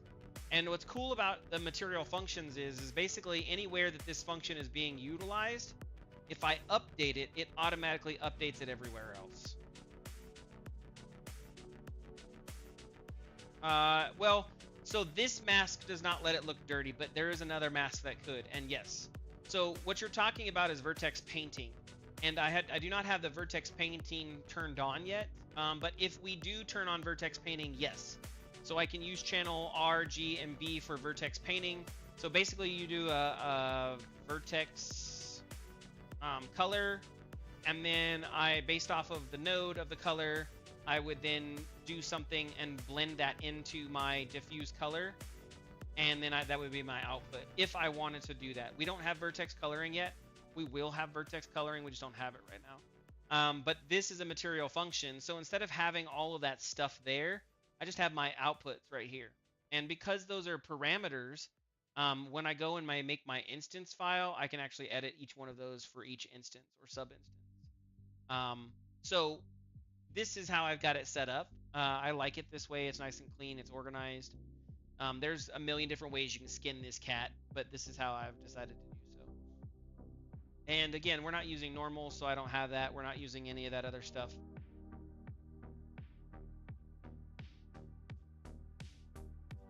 So I say all this because when I come in here, I'm going to duplicate this and I'm going to create a material instance. And this material instance is going to be for a matte wood sword 01, because that's the one we just made, right? So we grab this, we choose, that's the override, I don't want that. We choose the wooden sword. Now we can see the wooden sword, and that's our preview mesh. And then I choose the, because this is again, I'm doing this inside of here, we can actually trade up our diff. So this would be wood sword, and we have our wood sword diff. As you can see, that added the AO that we had. And so if we had more design, like if I actually painted in the wood design and stuff like that, it would show up here. I can show that real quick by kind of just cheating it in. So if we come here and I choose a black color, gray, let's say I wanted, you know, okay, that's a fill, that's not a paint. And so let's say I wanted to have a little pock mark there, a little pock mark here, maybe a pock mark there, and a line here, and some straps here, right?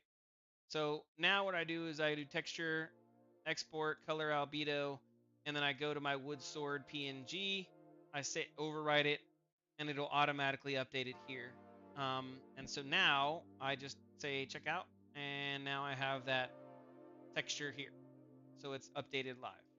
And again, if I wanted to change the color, the reason why we do a white mask with the multiply is if I wanted to change the color, now I can change the color and I can make it be wood.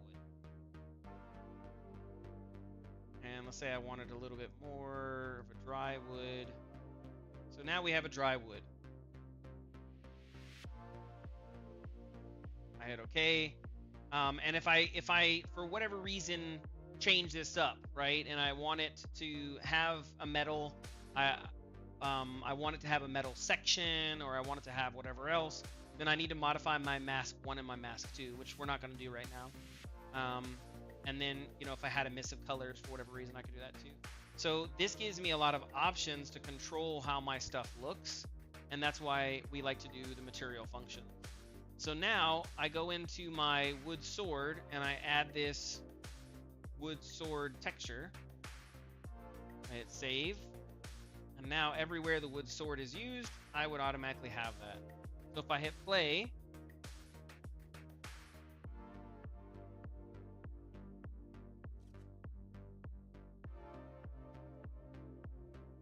gotta fly out of here now.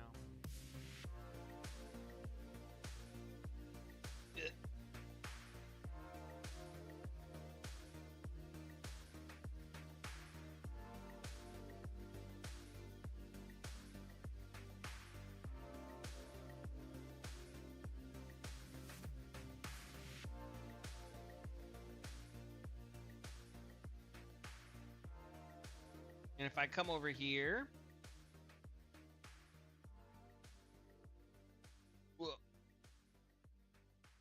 let's save real quick. That way I don't have to do that flying all the way over here again.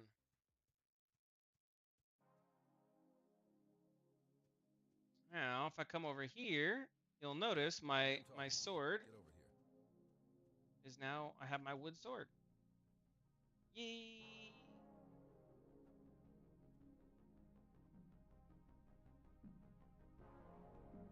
And that's how easy that was.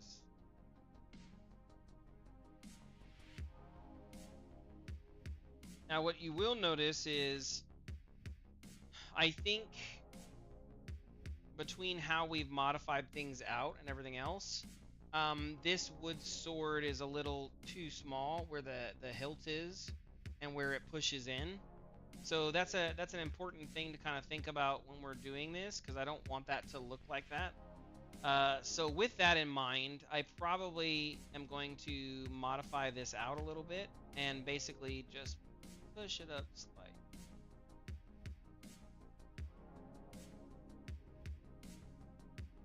Save that, come back into here, hit play.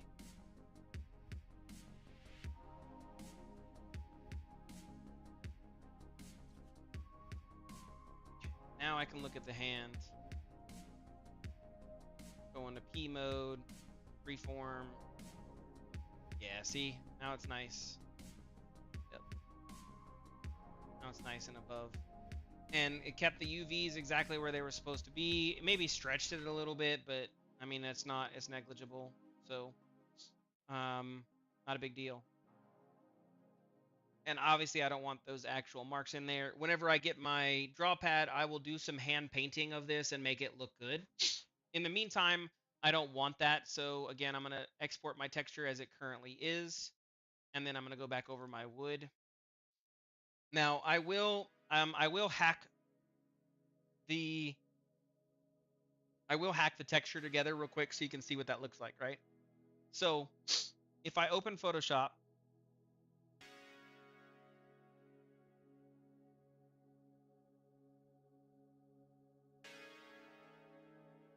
should automatically convert over to it. We'll see. Did it convert over? Yeah, it did. Okay, cool. So if I open Photoshop, right, and this is my ambient occlusion map.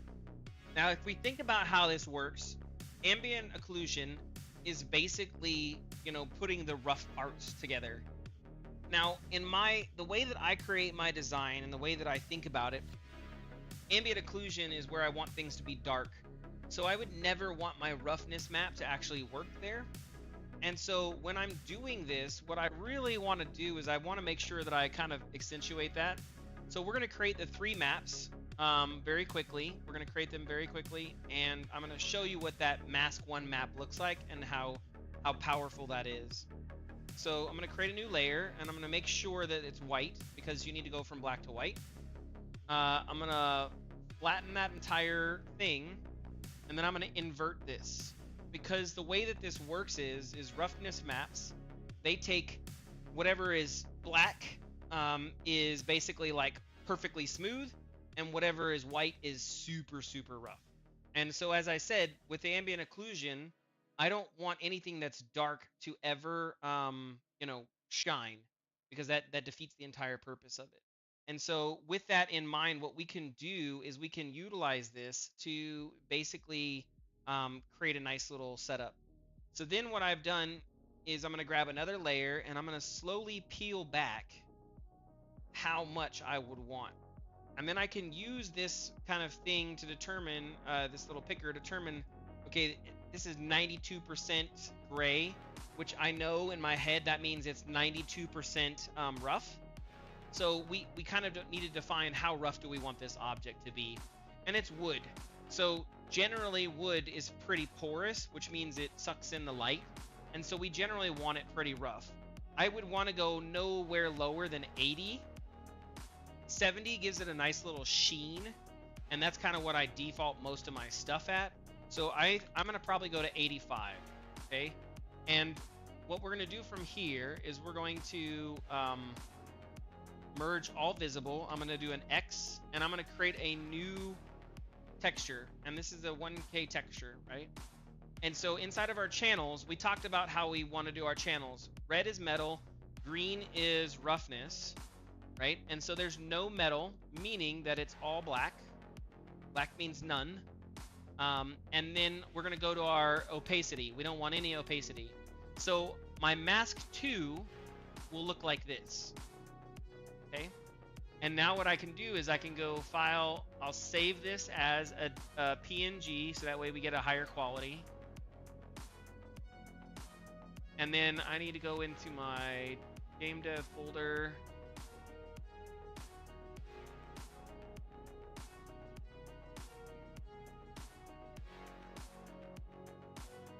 Okay, I'm in my GameDev folder. Where is... Oh, that's right, Mega Jam. I gotta rename this. Okay, so textures, and then we go to equipment, and then we go to swords. And then what we're gonna do is we're gonna call, instead of sword diff, we're gonna call this sword mask 01. Okay? That way I know that this was the mask 01. And then when I come back into the editor and I go into my sword 01, okay, everything's kind of the way it is.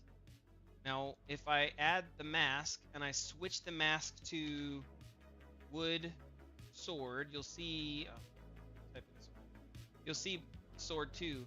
Now notice how that got nice and shiny, okay? And that's the important part. I made that smoothness like wood would have, but that smoothness does not translate to the dark areas. And that's because we use that AO to determine and say, hey, don't put anything in that area. And if I was to change my mask, so we'll change this really quickly.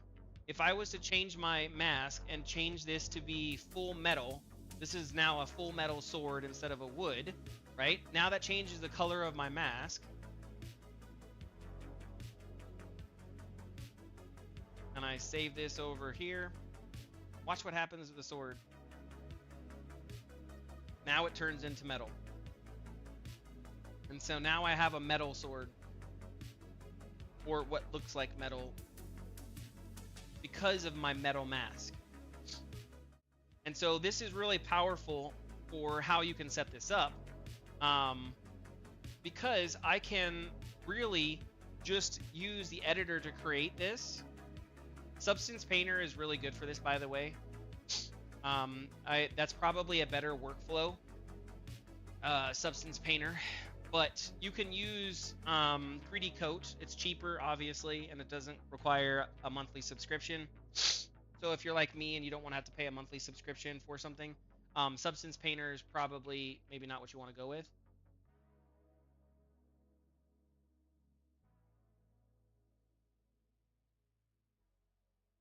But what you can go with is 3D Coat. And you can do the same thing with 3D Coat. And what's really cool with 3D Coat is I can actually come in here and I can paint out the individual models. So if I get my fill, I can say, oh, well, this layer is blocked. So I create a new layer. I can say this is black, this is black. And so now if I export this, yes, you can. That's called the curvature map. And I can show you that here in 2 seconds. So now what I've done is I've said, okay, this is metal and this is not metal. Okay, and then I would bring this over. I would bring this over into Photoshop, and I would add this to my mask 1 as the green layer, and as the green layer, it would then export in, and that's how I would see this. And so now I basically have set up my weapon properly. I have set up my mask properly, and I don't have to do anything now. I can just update all my materials, and this weapon will be proper from now on. We do need to make sure that I remove the collisions, and I need to add a box collision, and that's because it's silly if I don't. So make sure the box collision is good. It is. And then let me check the LOD group. This is just going to be a small prop.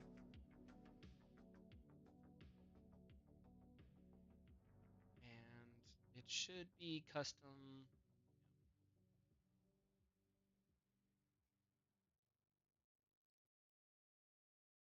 So now we have ourselves working good stuff. And then back inside of 3D Coat, I can show you what that curvature map looks like. So 3D Coat has an option. You basically go into here and you do calculate curvature map. You have some settings such as sphere, info layer if you want to make it a new layer, or if you want to bake it into another one. For this example, I'll probably bake it into a new layer. I like it being its own separate layer. And then you can do like you have different options for map types. We're going to choose local curvature, and then you can do increased anti-aliasing if you want it to look better. And then choose your light count. Go something crazy. And then this bakes your curvature map in here. So the curvature map then tells you where the curves are for the mesh, and you can use this to paint wear and tear. You can use this for smart materials. Yes, they have smart materials. You can use this for all this stuff. So 3D Coat has all the same stuff that Paint Substance does. Like literally all the same stuff. There's no difference. I need to go and open the back door. 1 second. Okay? I just gotta open the back door. It is way too hot inside there. Man.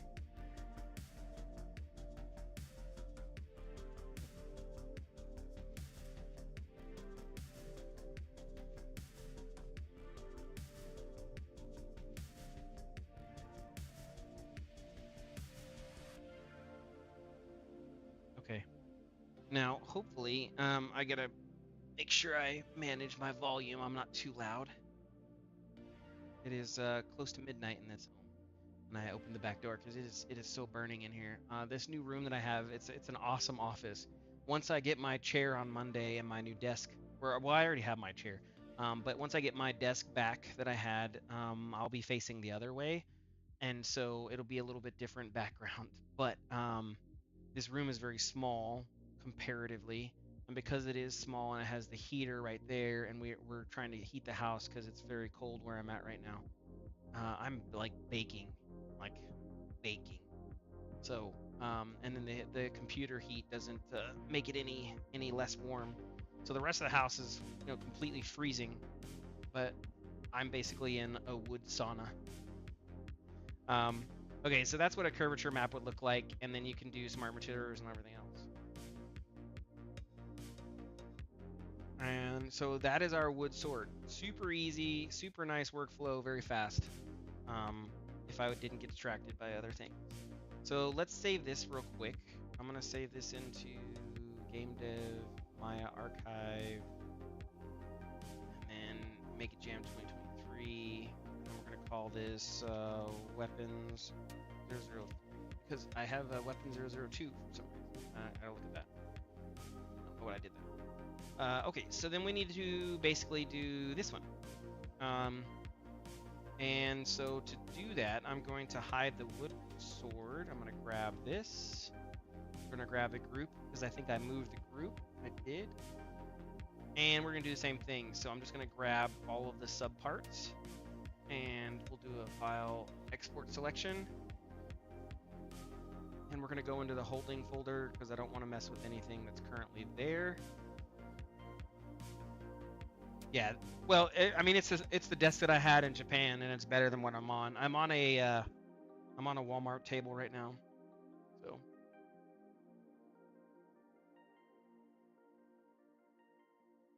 And it's kind of funny. It's indenting towards the back because of all the monitors and all the weight that I have on it. So, yeah, I need the actual desk. I can't wait. And then I'll have my monitor stand, so I won't be using this anymore. I'll be using my boom arm with a really good monitor, and then I'll have my light kit, so I won't have this crappy lighting anymore. I'll have my normal stream lighting. Excited about that. Lots of things to be excited about. So we're gonna go into holding. This is gonna be sword 0. Is it 001 or 01? 90 or less. File new, and I'm going to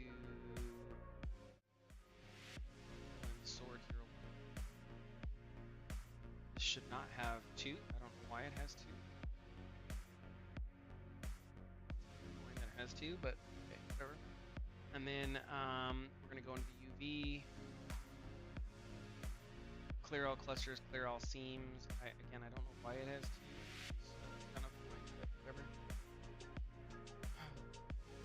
And we'll just basically bake out what we have to bake out, and then go from there.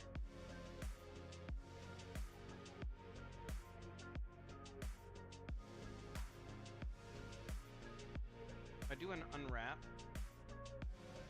I think, which one am I on? I'm on surface 1.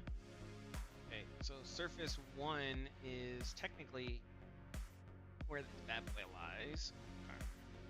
So all the other ones need to come over to surface 1. So if I go over to surface 11,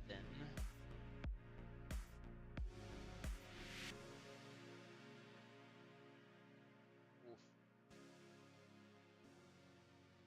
Okay, I didn't make that pretty. Well, what it is what it is. Damn. I don't mind. I can have a hard edge. I don't care. Then we do an unwrap.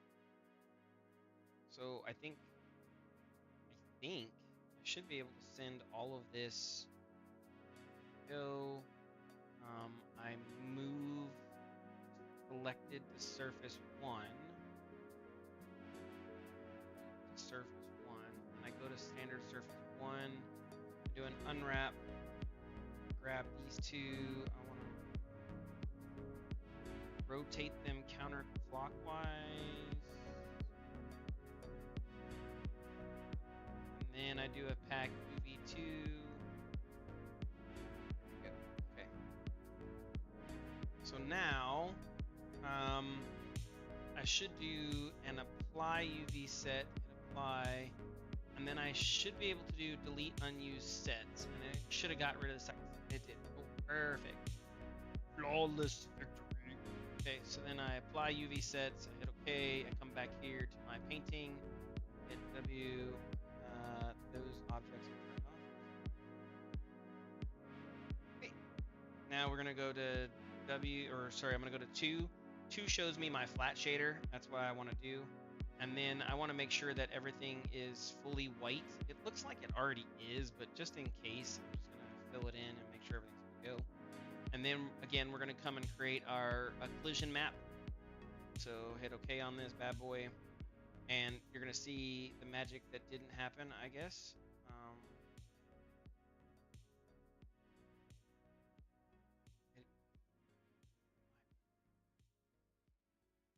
Let's try curvature real quick. So let me see what happens with curvature.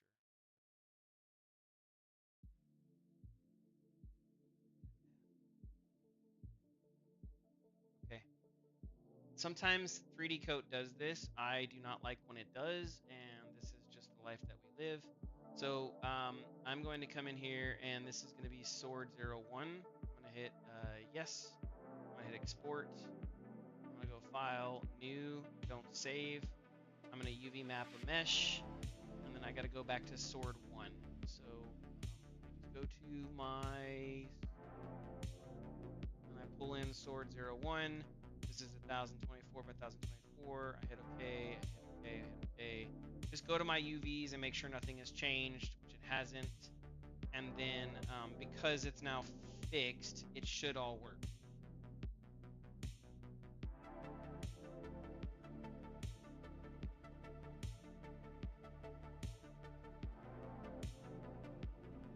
Yeah, okay, there we go. So now we have a nice, you can see we have a nice, good looking sword. Okay. And because I am going to I'm not going to hand paint it out right now, but if I wanted to cheat this, which I'm going to, I need to kind of show you how the Mask 2 works. And Mask 2 is something that I haven't done in this yet. I did this before a long time ago, a while back.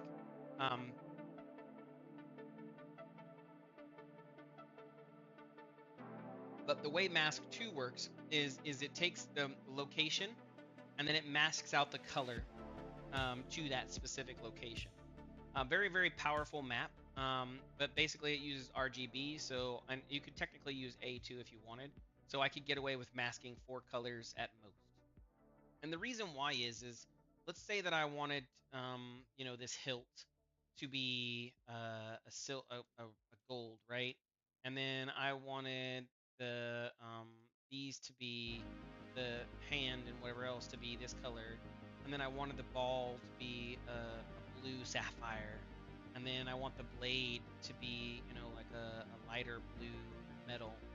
So I can do this by using a color mask and still keep everything in the white. And the way that works is I basically say, okay, everything for color 1 is going to be on R.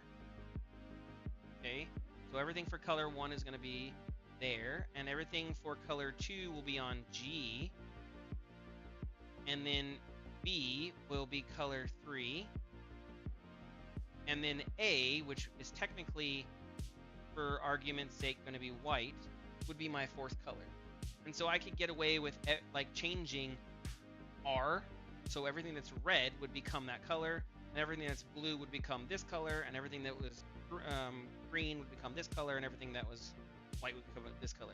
That's how they do in like StarCraft. That's actually, or those kind of like, games. That's actually how they determine what color goes where. It's called a color mask. And so you can kind of get away with some really cool stuff by doing this. We're not going to do this right now. I think that's far too complex for what we're doing. It's really easy to come back in and do this after the fact. So right now we're just going to set up the normal stuff. But I do want to show you what that looks like, so that way you can see it, and you can have a good idea of what that looks like. And I'll show you in Unreal how we do that when we get over there in just a minute. It does not if you set the textures up right. So for now, we're going to say that, and again, we can hard code this. So we could actually, for argument's sake, I am going to hard code this and make it look a certain way. So let's say the hilt looks like that, and then this looks like this, and that looks like that, and that looks like that, and then I want to say that. So this is how I want this sword to look. We're not going to go with the normal look. Again, I can fix this up later. It is going to be what it is right now. I have a sword diff already one, so we're going to do that, and I'm going to hit OK. And it doesn't let me because I forgot. I have to check everything out. Second, Mega Jam, content, textures, equipment. I'm just going to check out the whole entire sword folder. Somebody's going to be pissed off at me later. Don't care. We're going to save over sword 1. And then, again, we need to make the roughness map, and we need to make the metal map. So let's do the metal map because that's super easy to do. And again, for us to understand what metal looks like, we just basically say, okay, if it's full metal or not. And the blade is 100% full metal. The hilt is 100% full metal. And the ball part will be 100% metal. And this will be 100% metal. And technically, this will be 100% metal as well. Where we're not going to have 100% metal is going to be here, okay? So I would have to come in here, and because I didn't separate them out, I need to paint this. And I'm going to do it very quickly, so that way I can just show you what it looks like. This is a very down and dirty, like, just doing it real quick. So basically what I would do is I would paint this out, and I'm going to specifically my paint objects. Okay, I'm going to lock everything except for the pommel or the grit. So that way I can paint everything I need to paint black. And I could technically make it a lot bigger because I'm just going to say everything is not black. Damn, I did that one wrong. Okay, I lied. I need to zoom in really close here. This is where having my draw pad would help out a lot because then I don't have to worry about it because I can just draw this in.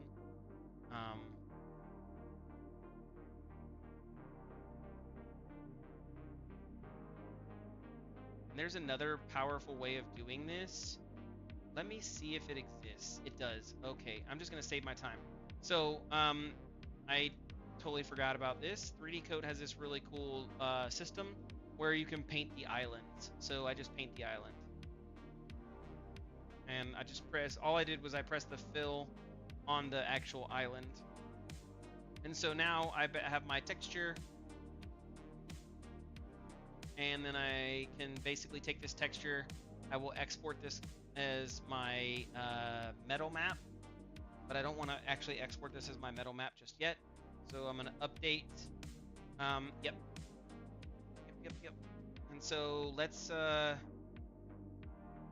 take this.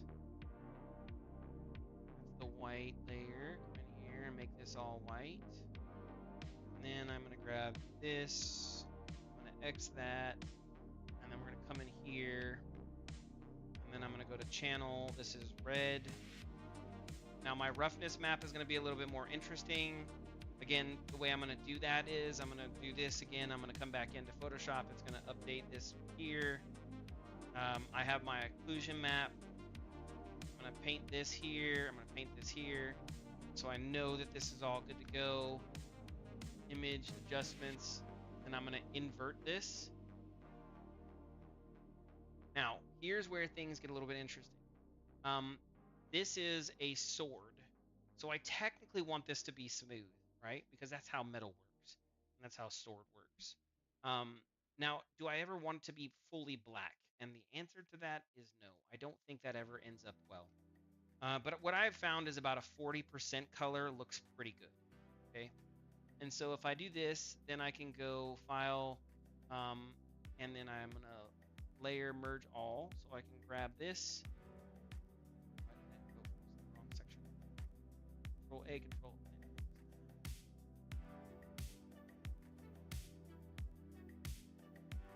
A, Control X. I come back over here. I go to my green channel, and I put this inside of my green channel. I don't have anything that I need to put inside of my blue channel because, again, I don't want anything to be like opaque on this at all or translucent. And so this is what my mask will look like. So I go to Export As, and I'm going to choose Sword Mask 2 or Sword 01 Mask 01. Okay, and then I'm going to come back to 3D Coat. And then inside of 3D Coat, what I want to do is I want to export, or I want to export the actual mesh because I've done what I need to do with a mesh. So I'm going to export it as Sword 01. I'm going to replace it. I'm going to export it, and then I'm going to save this so that way I can come back to it later and make it look good whenever I get my stuff. So Sword. Okay. Now I'm going to go back to Maya. I'm going to delete all of these, and I'm going to delete the group. File, import. I'm going to choose Sword 01. Again, we have to go to Hypershade because it's stupid. G Sword 1, and then I'm going to go to Hypershade and get rid of all of those extras because we don't want those. We just want one. Okay. And then the last little cleanup thing is, again, to make sure that all of my normals are facing proper. So I'm going to do Mesh Display, Set to Face, Soften Edge, Set to Face, Soften Edge. And as you can see, that creates some problems on my blade. And the reason why that creates problems on my blade is because I have a very hard edge. So one of the things that I have to do is I actually have to grab this edge, and I have to set this edge to a hard edge. And by doing that, I now have fixed that problem. And then I probably want another hard edge right here. So I'm going to grab this here. I'm going to put a hard edge there. And then I'm going to see if there's anywhere else that I need a hard edge. I don't think so. What I did was I put a hard edge on each one of these connecting joints. I think this just helps to add to that feel that it's, you know, inlaid on itself. You don't have to. This is kind of extra. You can do this with the texture, but I think with this shading, this really does help to make it look like it's got a deeper depth into it, and that's why I do it. Okay. So nice, good looking, smooth sword. Looks exactly like it should, where it should. Grab it. We're gonna grab all of them. Again, I'm gonna clear all the history off of it, modify it. I'm gonna freeze the transformation, so everything should be good. And now I'm gonna export this again one more time into the meshes folder underneath our equipment, swords, and then Sword 0.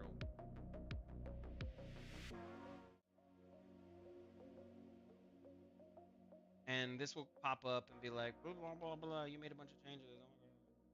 And I did. So now I'm going to create a new material. I should already have a material called Sword 01, but I don't. Or I have it called Blue. But we're gonna duplicate this material, and it's just gonna be called Sword 01. So we're gonna go Sword 0. And if I open this up, we're going to choose the Sword 01 mesh as my display, and you can see it looks kind of funky, and that's because of these. So Sword _ 01, and you can see we have this going on, and the reason why is because we have a diff color. So we want to take that color off, because again, we don't want to be modifying that color at all. And then we're going to bring in our mask. So Sword 01 mask. Now what you can see is that really helps to kind of sell that is, you know, some kind of metal. I think it's too smooth for my own liking. Okay. And so what I would do is I would come into Photoshop, and I would probably bring this I would bring this down a little bit, or up a little bit, I guess, is what I would say. I think 40 is probably a little too much. So if we go to maybe 60, and then layer, merge visible, Control C,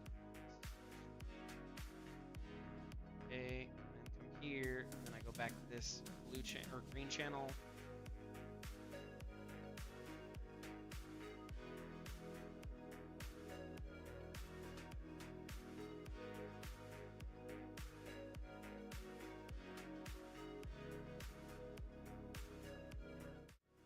This should do is this should smooth this out a little bit. Yeah, there we go. And so that gives us a more not so smooth, but it's still kind of like nice. And I get that nice sheer sheen look. I'm going to take that off of here whenever I author this texture myself. Again, right now I'm kind of just cheesing it. I don't know why that exists.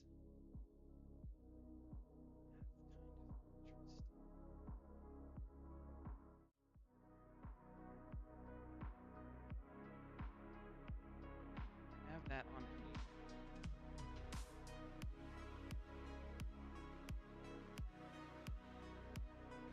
Let's do this. Texture, export, color albedo.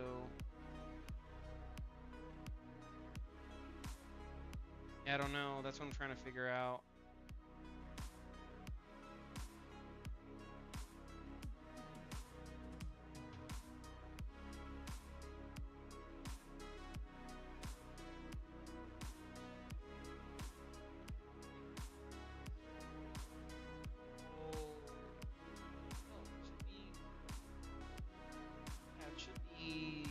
Separated out. Okay, let's try this, just so I know what's going on.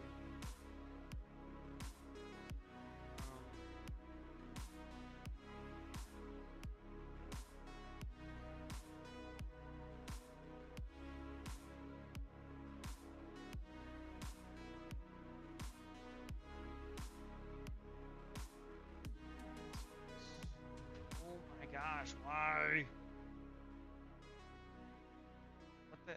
What is going on? Okay, there's some really weird stuff going on. Stop. Why can I not paint? Oh, it's locked out. That's right. There's not about me the latest version of the sword mesh you modified in 3D code. It should be, but we'll find out in 2 seconds. We'll find out in 2 seconds.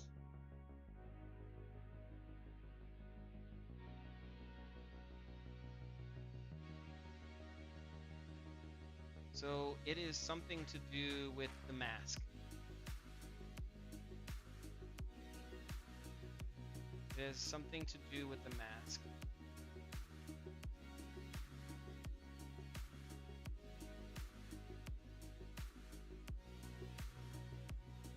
Very, very interesting.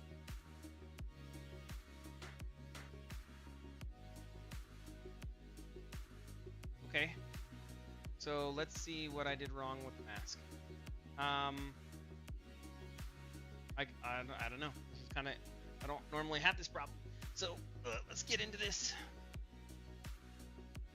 Let's create a new layer. We're going to mask out the sections. So this is black. Why is it hiding the layer? I didn't hide the layer.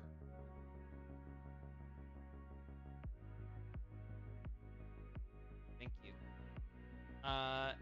Then this is going to be white. White. Oh, white. White. Okay.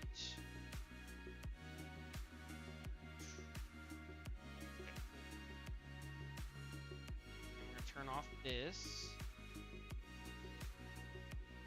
Okay. So this is going to be Control P. Update. Okay. So now I'm going to throw in some white over here. Control A, Control X. I'm going to come here. And I'm going to go to the red layer. Oh, that's why. I didn't update the red layer. The green layer is fine. I just forgot to update the red layer.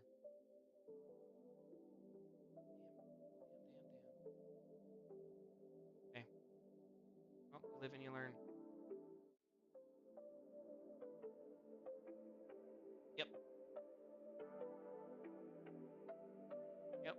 go.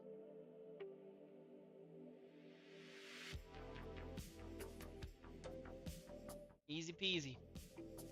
Easy peasy, lemon squeezy. Okay, so now I get rid of this. Get rid of my U. Let's change the hilt. Let's go with a blue.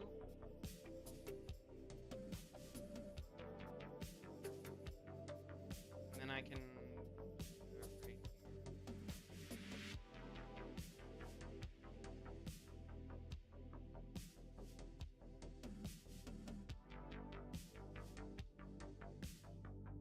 why?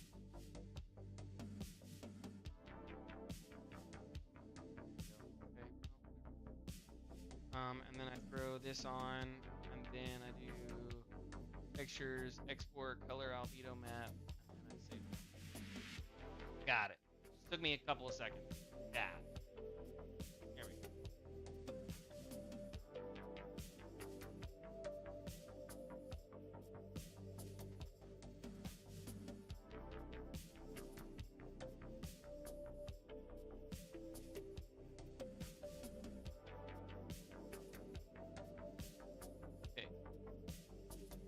Now, if I go to the sword 01, where is it?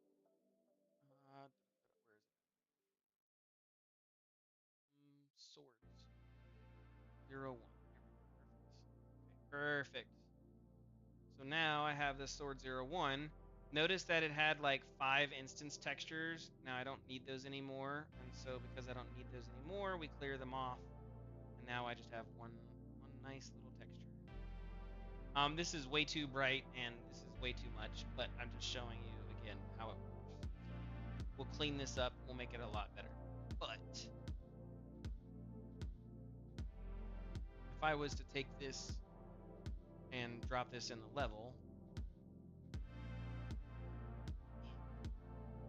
I'm flying too much. Not 8-3.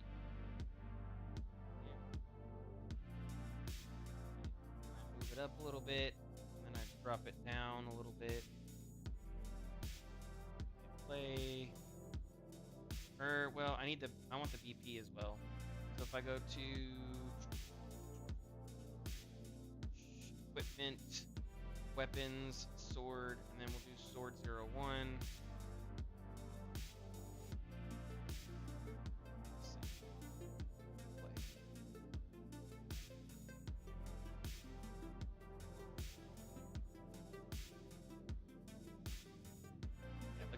Look at how much that shines. Oh, that's so nice. Look at that gleam. And then now it's in my hand. So again, that's probably too smooth. That's probably way too smooth, but you can see what it might look like, you know.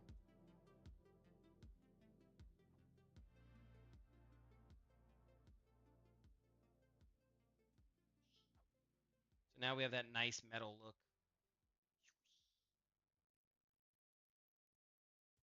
As opposed to the wood sword that I had before.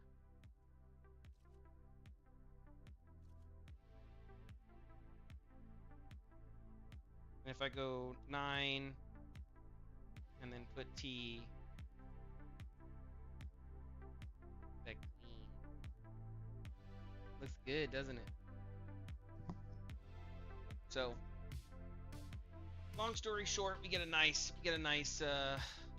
nice little sword out of it.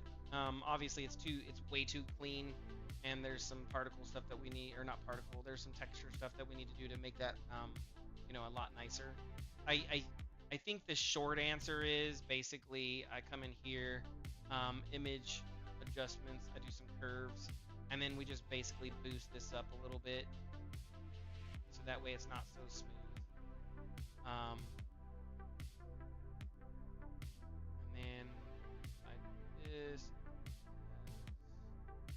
Let's try this out. I kind of already knew this already, but figured. Yeah, that's a lot softer. That's a lot softer. Yeah, roughness is very. You have to be very careful with it because it can give you that look that you're basically too much plastic, too much metal. Yeah, that's a good right there. So I have the nice metal look, but I'm not too rough where I'm reflecting everything. So I have that nice metal look. I might go a little bit lower. Again, it's just a tweak and peek. You play with it until you get it to where you want it, and then you know the values. And I'll probably save those values out, so as I do textures, I'll know what they are, and then I can just easily go back to them. But that's a much nicer than what we had before, feel.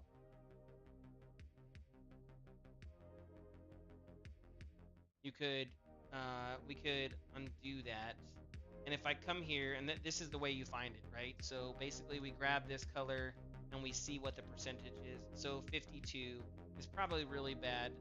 If I go to adjustments and I go to curves and I switch this to like, I think this is like 62. Oh, 72. So 70 is the common. I think that's too much.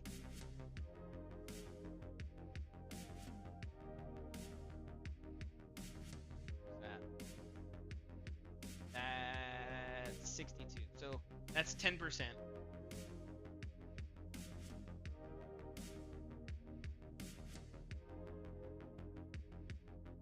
Let's see what that one looks like.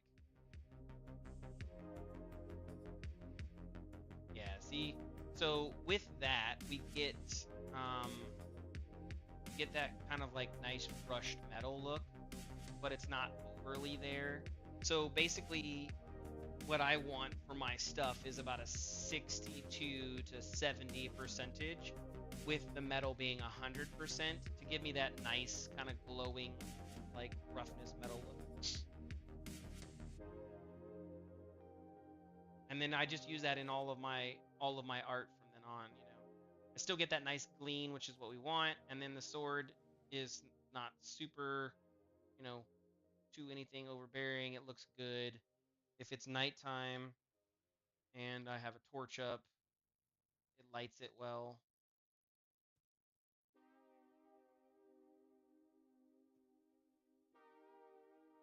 And again, I just need to do the hand painted texture on top of it, so it makes it look even better. But other than that, we're kind of getting there. Let's switch up music real quick. You've been listening to this most of the stream.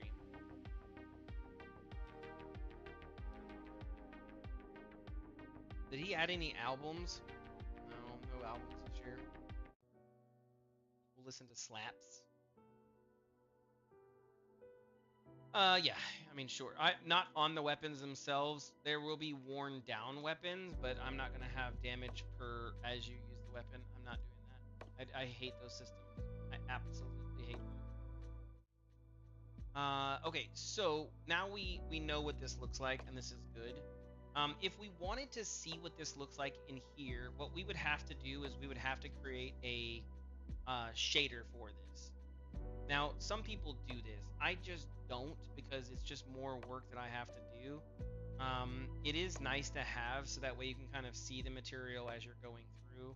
So I could add in the diff and then see that inside of Maya. Again, I just don't, because it's just extra work for me that I don't want to have to do. So if you're like, why are your swords gray in mine? That's why. Okay, so now sword 2. So we'll put this on a 0 path. And then we're going to kind of just go over it real quick. It's literally the same stuff. There's no difference.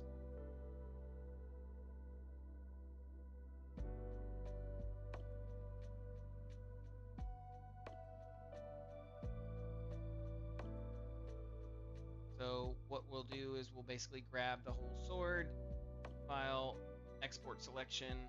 We're going to go to sword 2. Now we go, we're going to go over to 3D coat.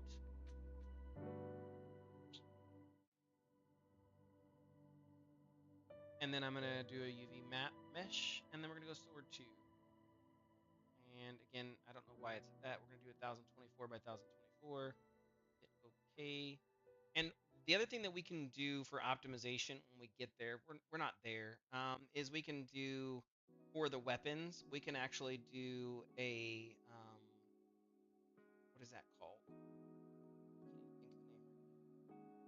can't think of the name. An atlas. We can do a texture atlas. And so everything will be combined together and it'll be all nice and pretty, and that's how that. We're not there, but we can do that.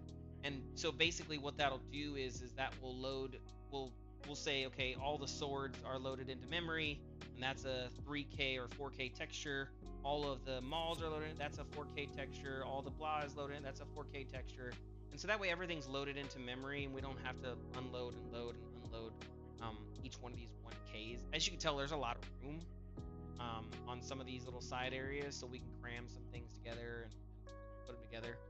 So a texture atlas will help us with that. So we're gonna go UV map this, clear all clusters, clear all seams.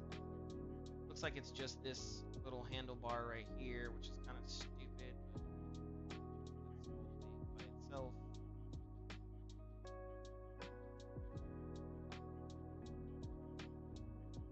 Forgot about it. Okay. Is it this too?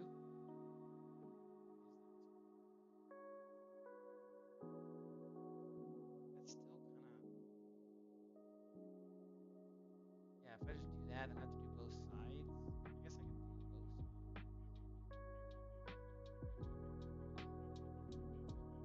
It's probably more proper to do a cut on both sides here. Maybe not as good, but it is proper. I think that's important. And then we do an unwrap. What the heck? Okay. It doesn't look like I can do that here, but whatever.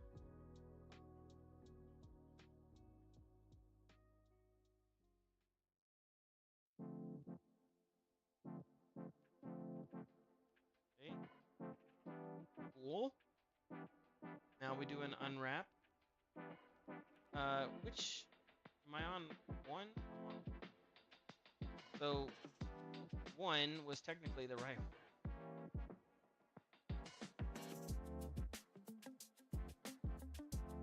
So that this has already been done. That's it. So now on this map, I need to unhinge these. So clear all clusters, clear all seams. We have a hard seam here, which we knew about already. Is that there?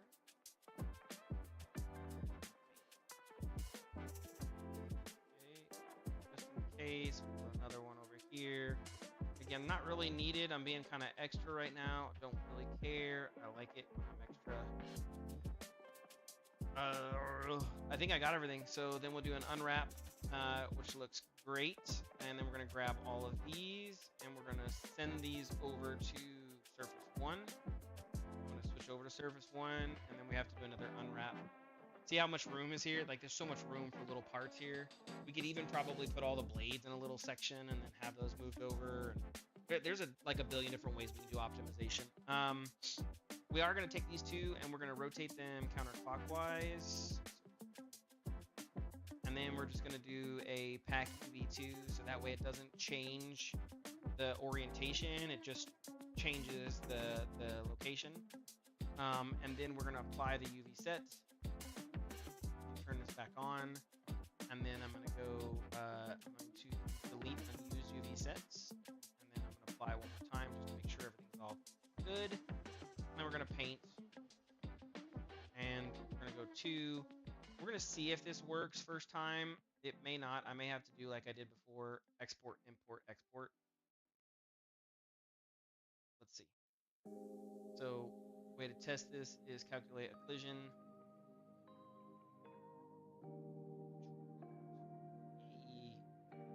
Okay, so technically we have a really good setup here. We'll go with a little bit more of a mithril color for our blade. That's a nice little setup. And And then I want a bronze effect for this weapon. So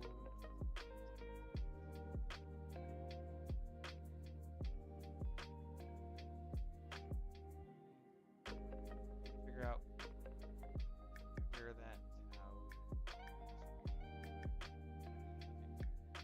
And then let's say this handle is a mahogany.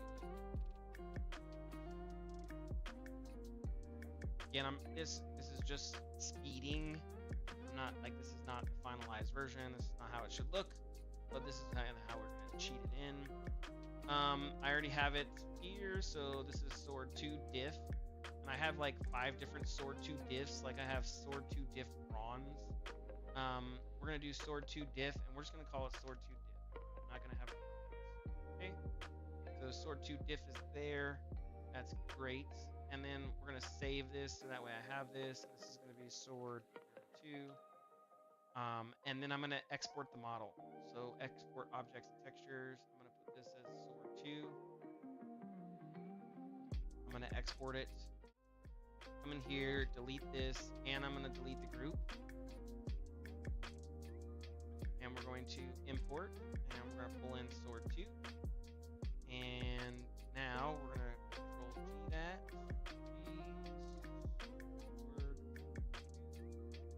And then I need to go into Hypershade again because it creates one for each and every single one. I really need to figure out how to do that. Save a lot of time. And mesh display, set the face, mesh display, soft edge, edit, delete history. Come in, I'm gonna grab the edges again, and I'm gonna harden that edge. Harden that edge.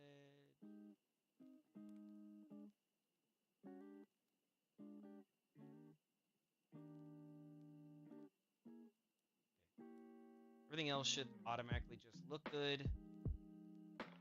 Looks like it does, so no issues there. And basically this bad boy is done. So delete history, modify, freeze transformation, save it, and then we're gonna do file, export selection, and we're gonna save over sword 2. That brings me back into Unreal. And then we're going to grab sword 02. And we can see that sword 02 does not have any cool, nice textures, but it does have that. So we go back to our materials folder.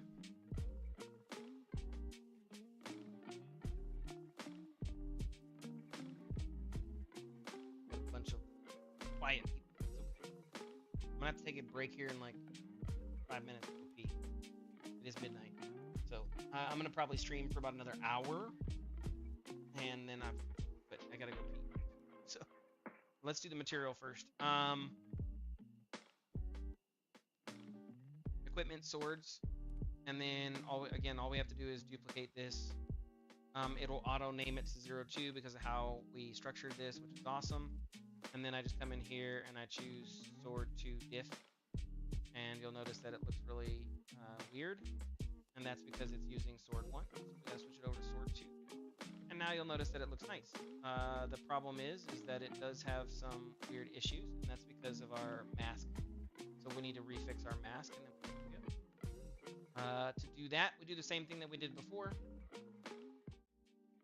Okay, so we just create a new layer, turn off this layer, and we're gonna switch over to all black, and we fill it with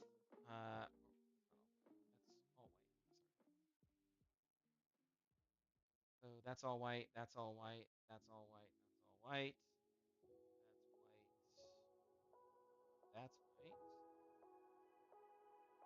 And then that's black. So this makes this. This is our metal.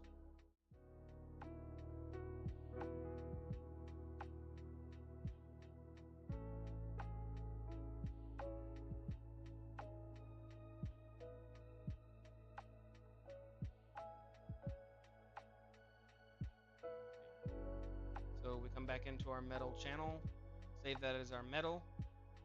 we're going to go back in here. We're going to get rid of this. We're going to turn on this. And I'm then going to create a new layer.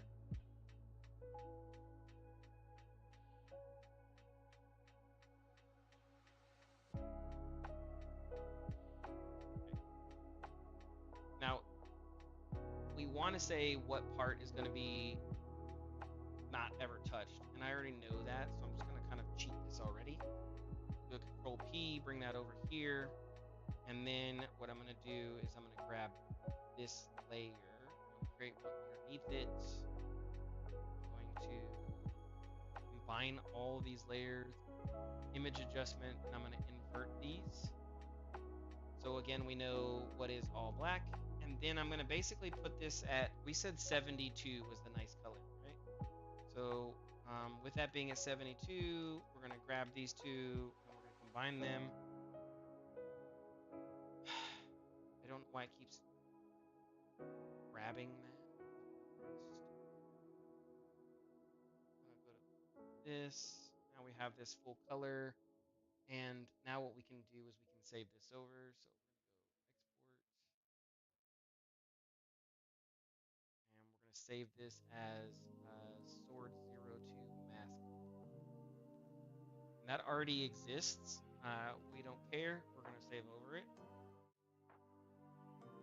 And then we're just going to find it again here. And so it should be Sword02 mask. And you can see how nice that worked. We have a nice rough right here, nice and good. And then we have the blade, looking like a blade. We have the metal. We hit save. And we go to our sword base. So we need to go back to our sword base.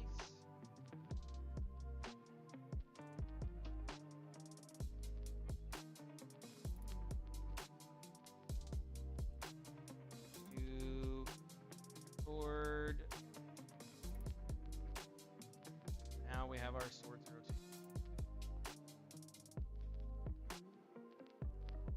So now, if I come into the game,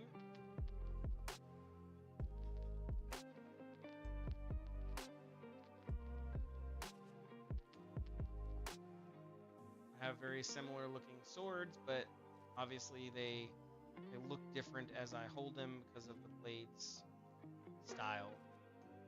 But you can see I should not have gone through there. Whoopsie. And I have my wood sword. I have my nice sword.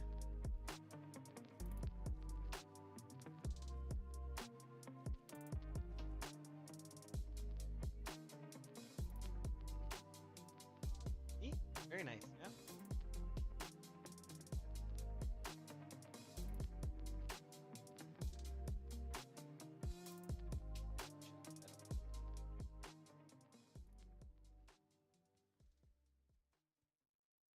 Okay, so we're kind of in the right market for what we're looking for, and everything's kind of looking good.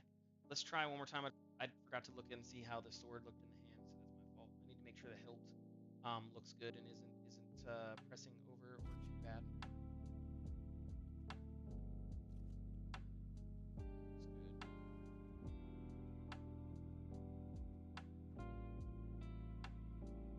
Damage 7.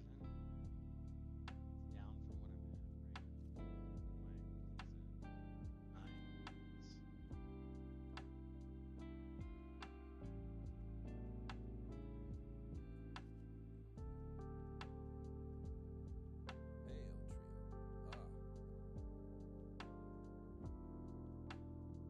This guy should want to fight me. Look at how skinny he is. Like he's like the equipment doesn't even sit on him. It's funny. I gotta do hairstyles. Like this hair is so bad. He has no life. Holy crap, holy. He did not want to fight. He was not prepared. I'm full. So, anyways, nice sword. Yeah, we're doing good. We're doing great. We only have like 50 billion more to make. Okay, let me take a small break.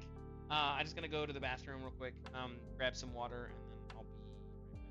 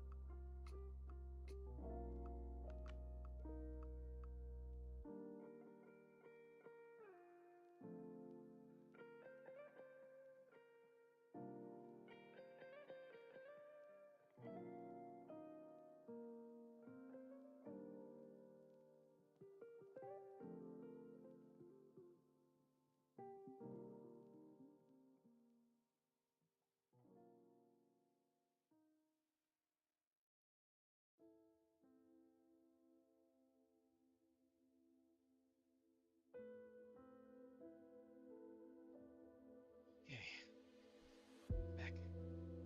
Well, let's do one more sword.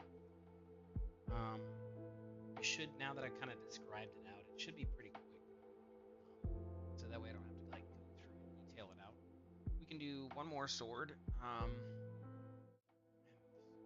be good. Maybe two. See how fast. Should go pretty quick.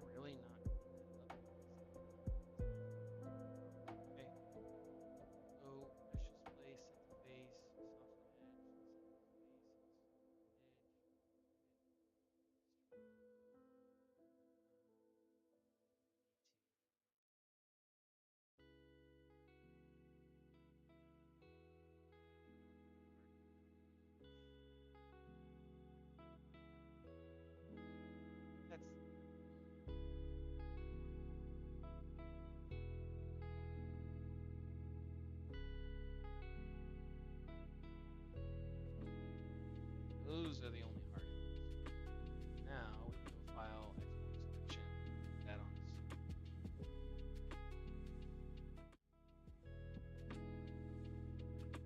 surprised I don't have auto switch to 3D code. I mean, to be honest, after I added the auto switcher, I wasn't really using 3D code.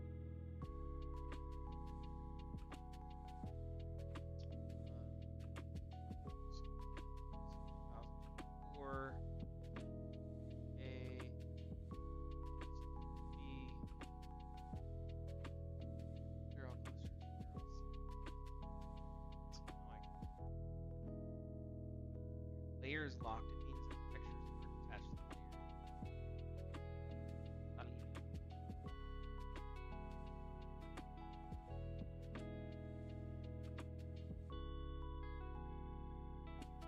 That one can be like that. Please compare if there's an edge on the pommel. You're supposed to hide your edges.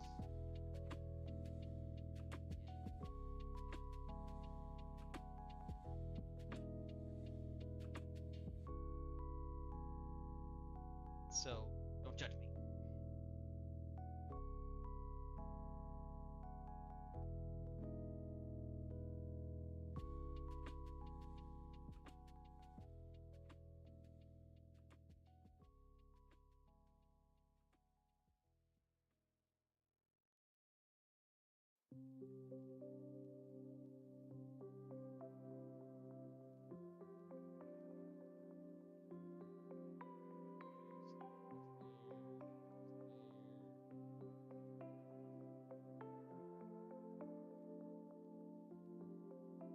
Basically have it. So unwrap.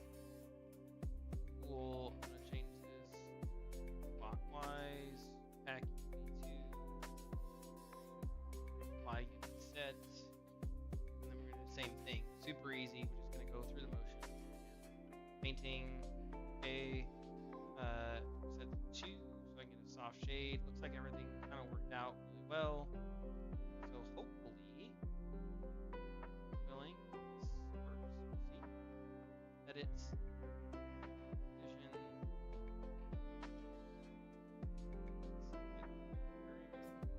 that. How nice and clean that is. Very good. Like it. Okay. So then we're going to create a new layer because I don't want to have to deal with this again. Let's go with a more light blue, and then. I want a kind of sandy color. And obviously I can't do that, so I gotta come down here and this. And then I don't really know what I want that color to be. Let's go with something kind of interesting. Oh.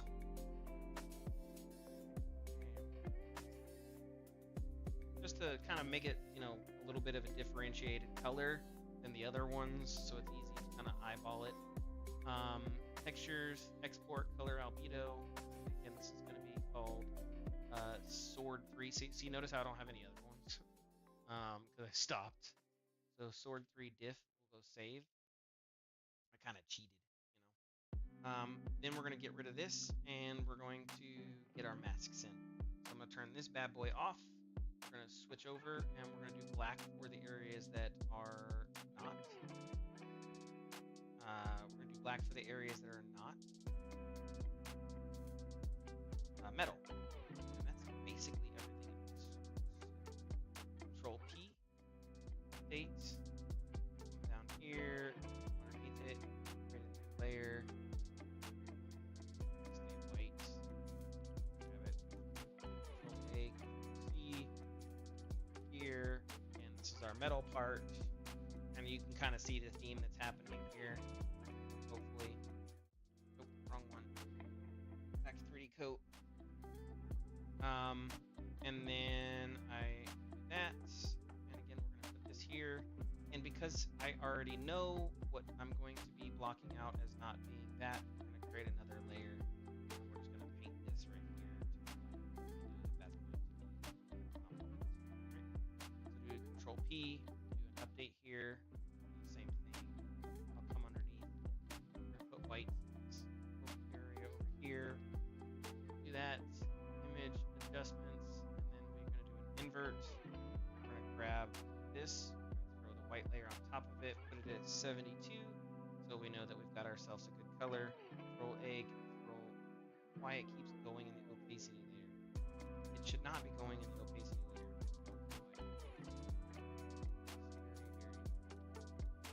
So then we're gonna go File, Export, Save As, and this is gonna be called Mask 01. Yeah, we actually burned through that really quickly.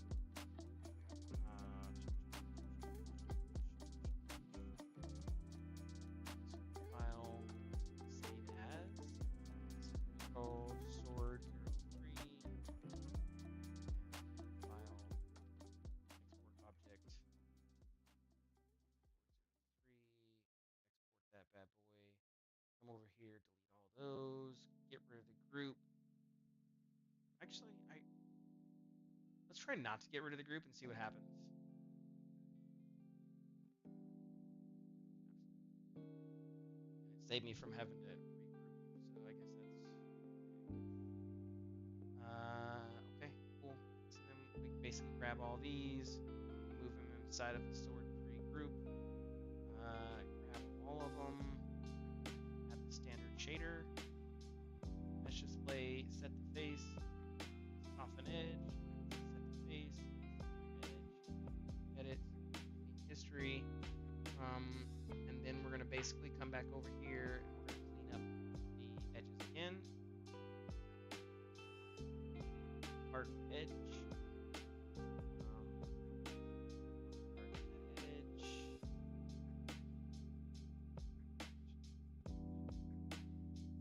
So everything else should be good. Edit, delete history, modify, freeze transformation. So everything should be good, and we'll do an export time and put it back in. So now we should have all of the changes that we just made onto the mesh. We can check that here, kind of feel good about it. Looks good. Oh, we forgot to do number 2. We forgot to remove the collision, add the collision, modify it. It's pretty close, so I don't need it. We're gonna do the same thing here: collisions, remove collisions, and then we'll add a box.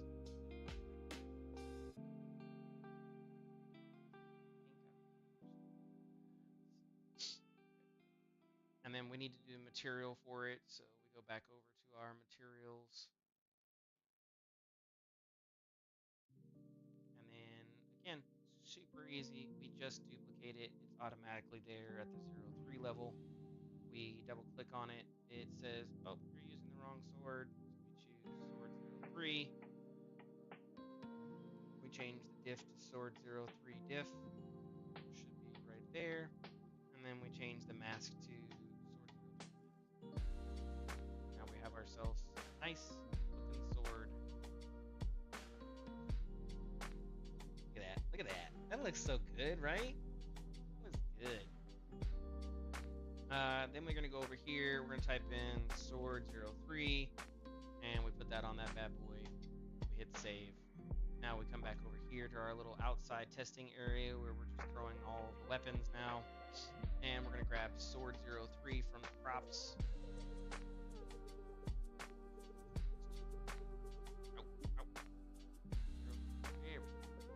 Now we're going to have some weapons that look different.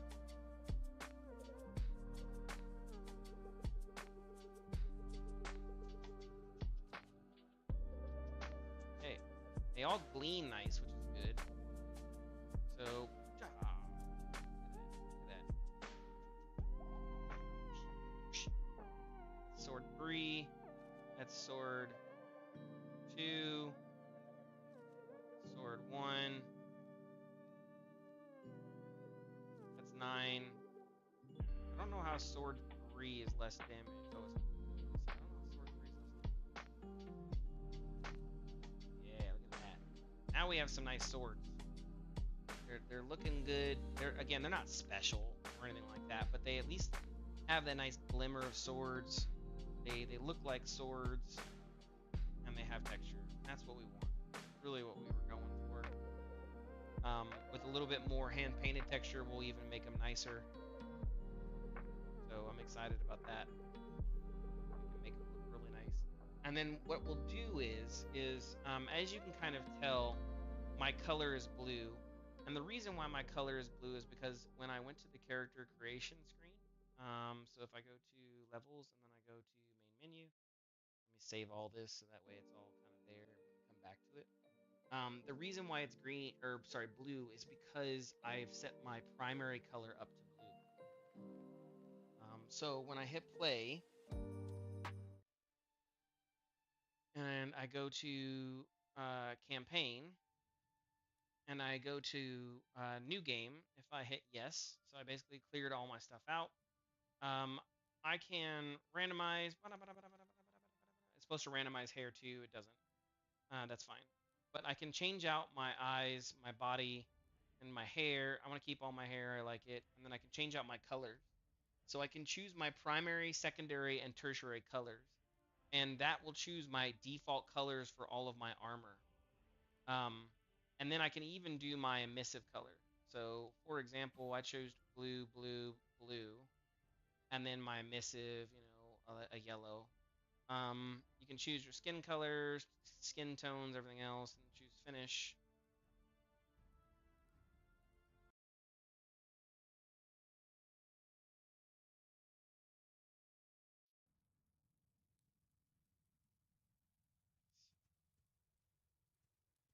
And so you'll notice that I have that blue color. And any armor that I get that uses that system for that colorization will automatically be colored that way.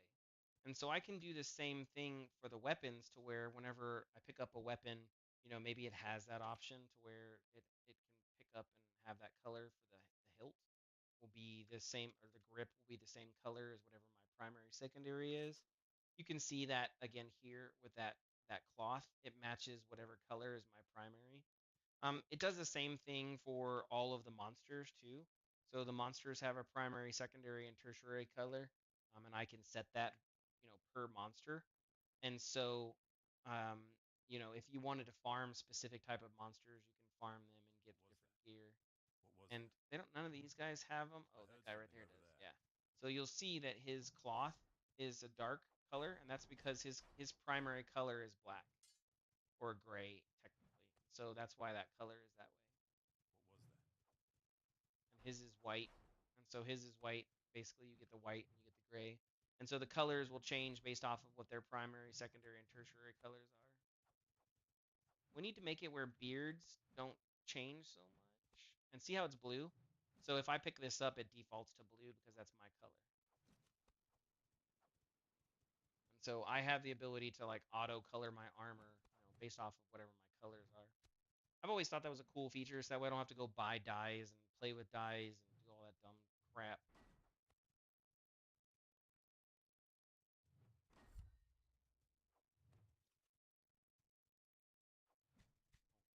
Miss that.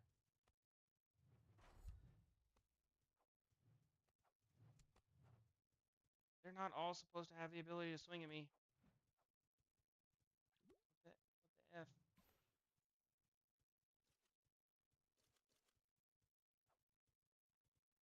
Dude, there's a lot of them here.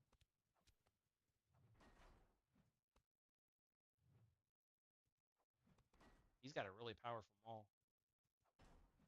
He do a lot of damage if he hits.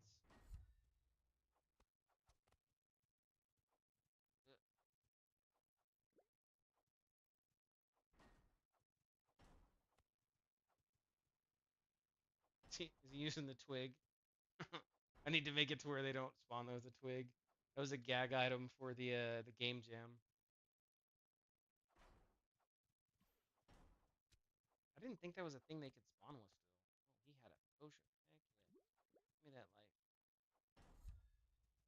Get him! Oh, he didn't have a potion. Anyways. Yeah. that's where we're at with that. We can have nice swords.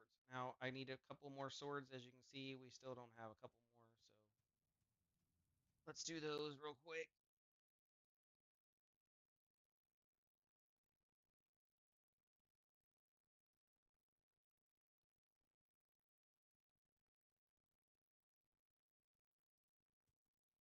Gladiator, don't make me punish you. Get over here now. Stop yelling at me, bro. Don't be so hostile. I need to make it where I can save whether or not he talks to you. That's a okay. I like the swords so far. I like them. They look good. Yeah, they look good.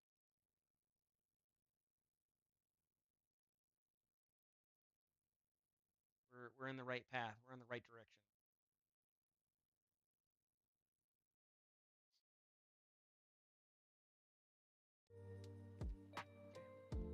I got time for one more, maybe.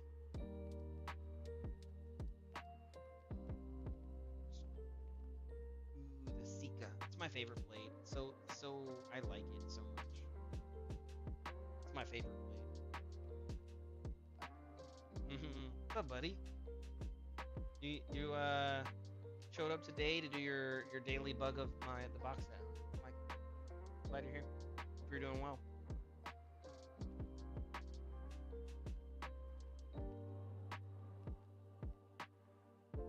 If I had to guess, if I was just guessing,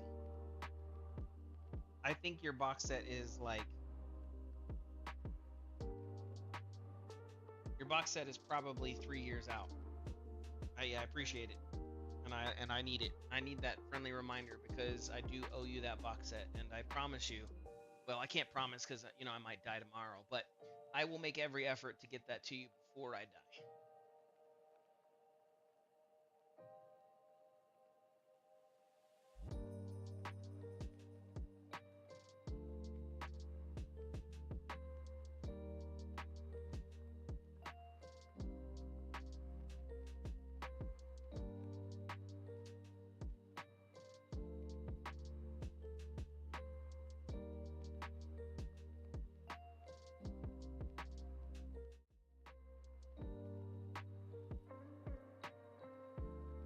Okay, so this is gonna have separated out for some reason. Clear all clusters, clear all seeds. Let's see what's in this.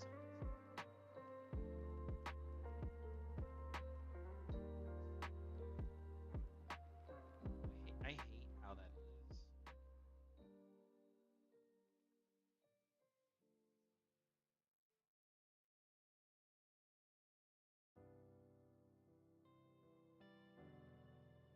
I think it's just.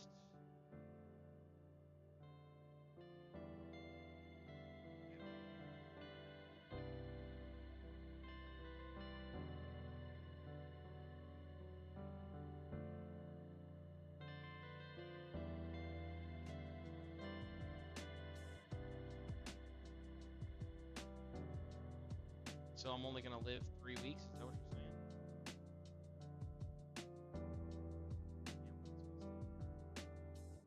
Damn, real messed up.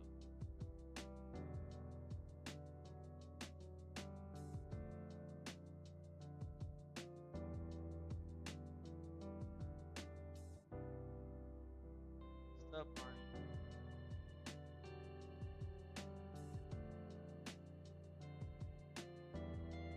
Okay, so we have everything there.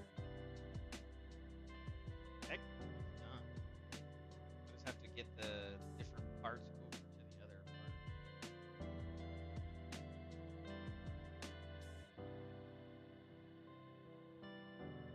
That over to one, and I do unwrap here. Grab the blade. This is going to be rotated counterclockwise.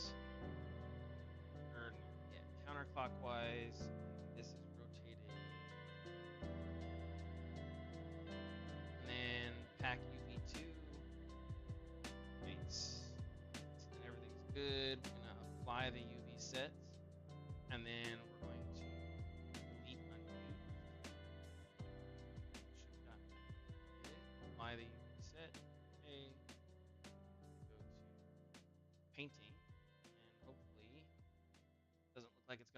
first try, but who knows? Maybe we'll get lucky.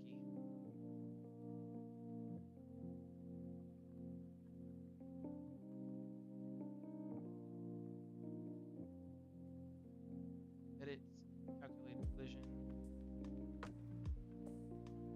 Oh, it worked. We did get lucky. Look at us. Okay, so this is the Sika. I like the Sika a lot. We're gonna go for more tingy type metal. So I'm gonna go here. And then we want a more dark amber type of hilt. That's silly, and I made it all part of the same thing.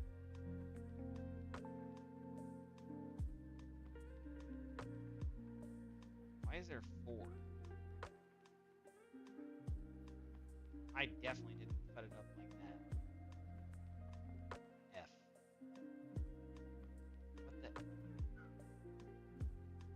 Is there 3 cut? There is 3 cuts. Where did that come from? Okay, well, it is what it is. Painting. Okay. Let's delete this ambient occlusion layer. Try one more time. This up. Good. And then what color do we want this to be? I think we're just gonna go. We're gonna go hard.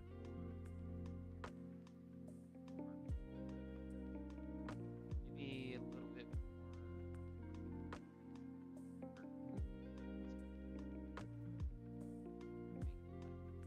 What? There's no way, dude. I removed that. Did I not hit apply UV set? I didn't do it. Son of a bitch.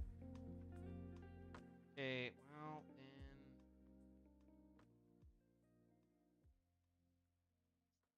That needs to be counter. This needs to be clockwise. Hack UV2. Well, I guess that's where we're at. And then apply the UV set. Okay. Back to our painting. Yes, I know.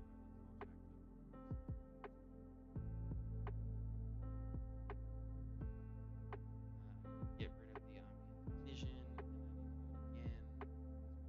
Don't have any mess ups. Okay, good. Good. Okay, so this is basically what our blade looks like. I like it. It's very dark. So texture, we're gonna go to sword or diff. And then again, we need to do the same thing that we've done the last 3 times. So simple rinse and repeat. Get our nice white color. What is metal? What is not? So turn this off. Metal, metal, metal, metal, metal,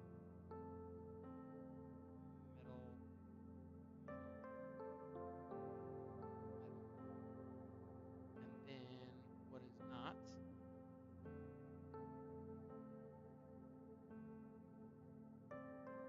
Okay, and then Control P, update. Here.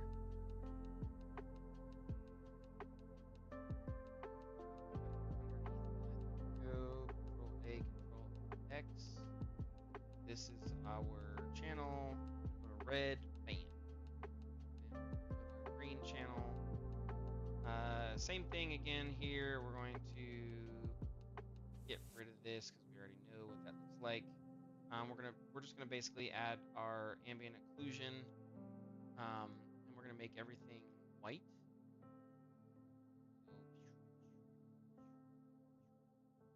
And then we're gonna make the grip black. Control P, bring that in. White in there. Combine. Control A, Control X. Here.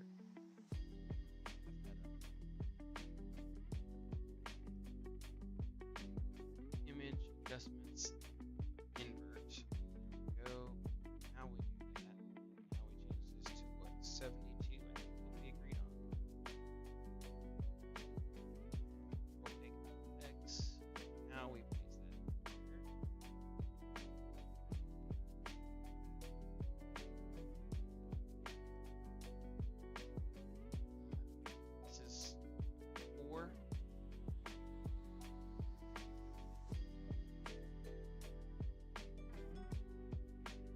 this as sword 04.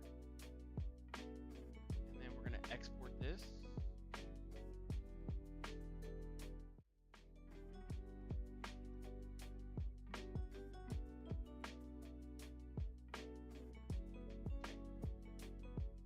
And then we go back to my app. Lots of switching. And then we're going to open up sword. Why is sword 3 still visible?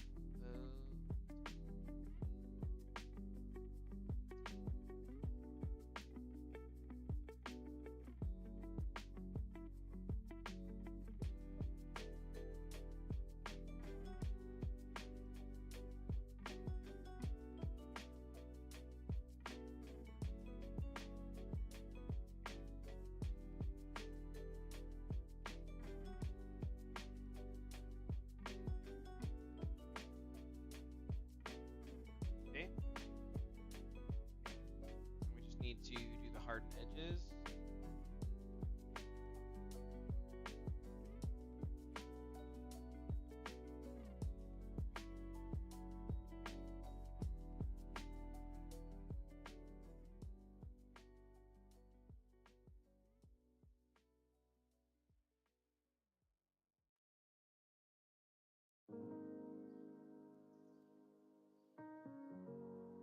Yeah, this looks good. So we did everything that we need to do. The Sika is done.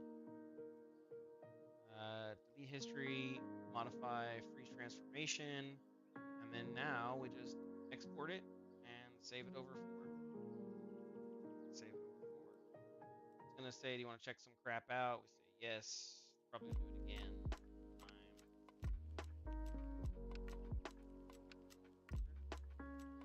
Oh, I'm in the main menu.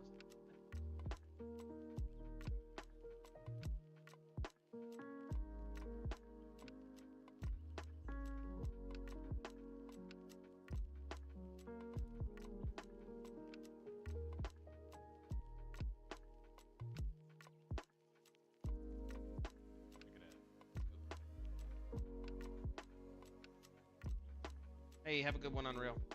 Yeah, I'm about ready to head myself. It's already almost 1 a.m. I just wanted to finish up this last sword real quick, so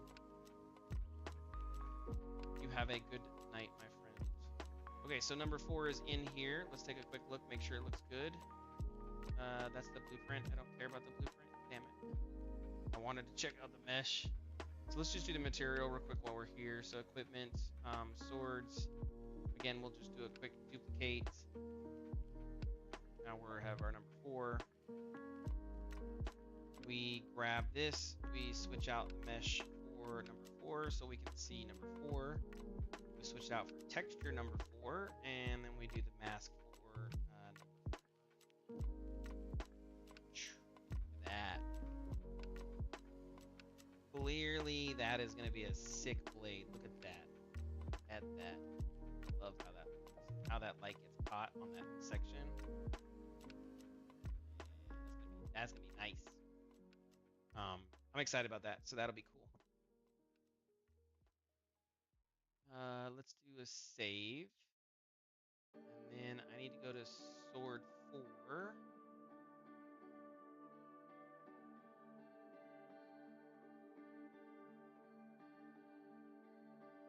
We technically only have 1 sword left, which is 5. We're not gonna do it on stream because again, I do have to wake up around. But I am gonna finish. We can do that real quick. Sword 04. Let's do that real quick. Looks good.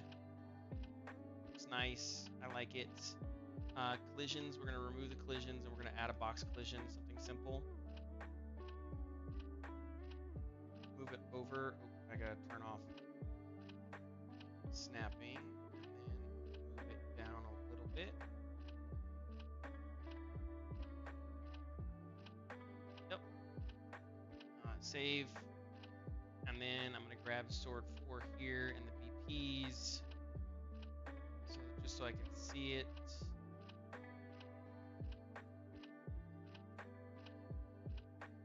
Play real quick and we'll equip it and then we'll call ourselves done.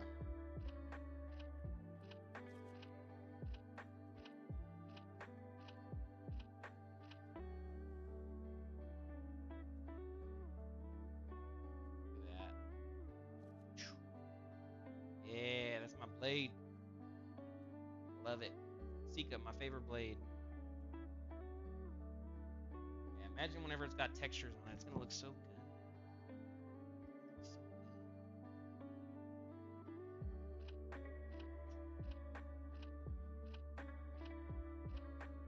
good. Okay, cool. So let's go into the arena. Just last little check, just see what it looks like. We need to do this for all the equipment, so that's why I'm getting myself geared up for it, and I wanted to do something simple and easy for the stream today. We do have a lot of this that needs to be done, like legitimately every single item and armor needs to have this. We cheated it earlier so that way we could have it here. I need to do the goblin sword. I am not joking.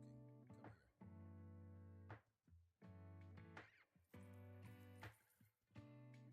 Okay, I've got 9. I refresh stock. Stop mucking about and get over here. I don't want any. How much? That's 20 blood coins for that. I need to fix up some balance here. That's a basic mall, bro. Gladiator, don't make me punish you. Get over here now.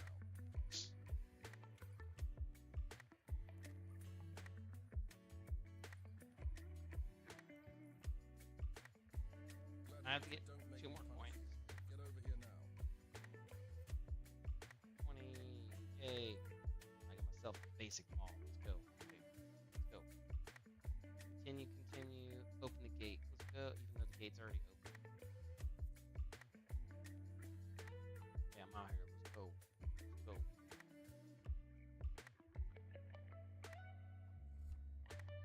Boom. Boom. Boom.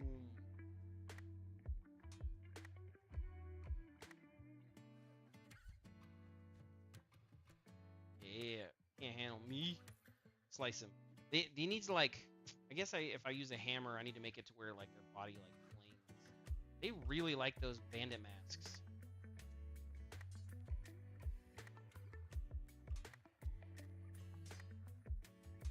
Yo, he is ham. Little skinny Pete.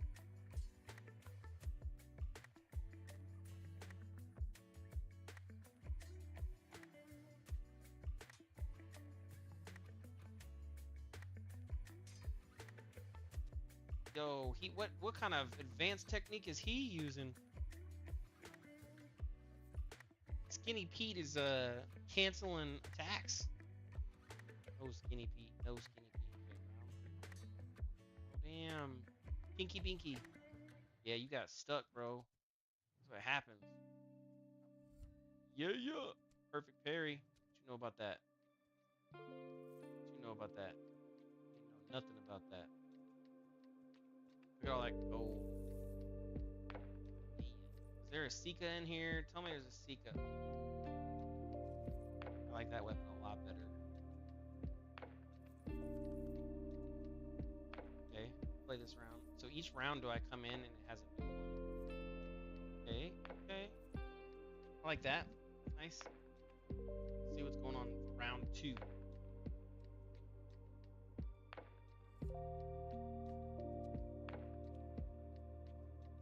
I'm so OP. You're not ready for this. My single blade weapons. Does he have a weapon in his hand? What does he got? Oh yeah, he does. He has a nice one. He has weapon 1. Sword 1. Sword 2. The sword 2. Oh, that's sword 2.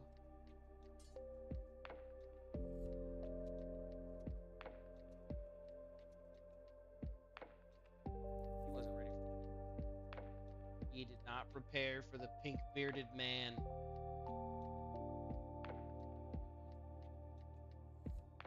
Look, Toppy Boo.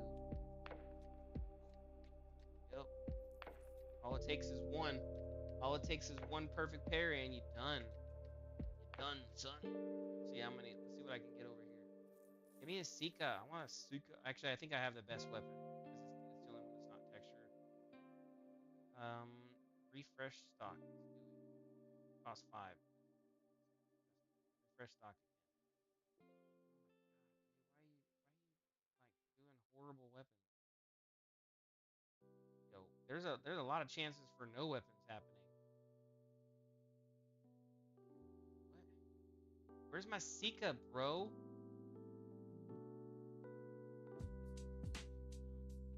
That's 28 blood coins, and the damage is 22. 22. Is that better than what I'm doing right now? I think it's better than what I'm doing right now. Oh my. Give me all them coins. How much does that cost? 28?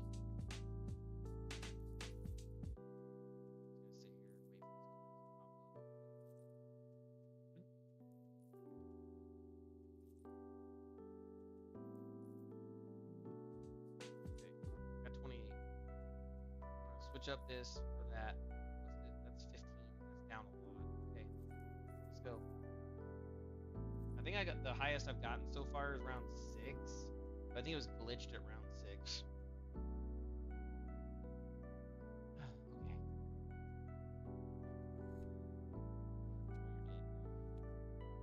I'm half in lights. Yeah, like I'm half in lights. Skirt got messed up.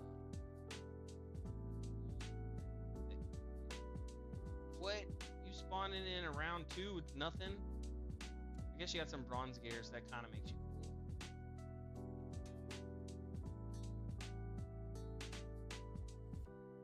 Oh, you're dead. You're dead. Bye.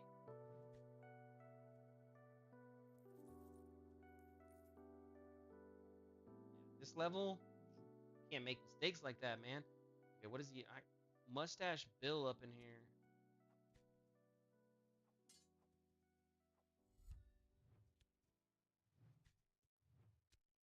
Yeah, you're dead. Nope. Not at this level. Did he have a Sika? He had a Sika? Effed. Okay. Cool. Yes. Give me all the... Yeah. Wow, look at that. I don't want the... Give me a Sika.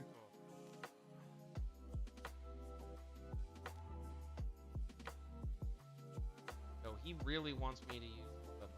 Okay. I'm gonna use this. This is such a slow weapon.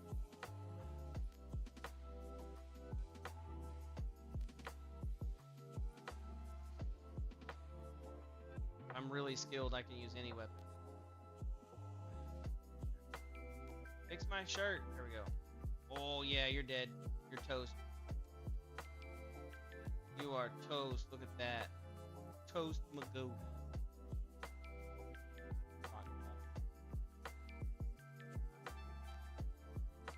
Okay, you got some cool armor. What? How did I miss that? Took a hit there.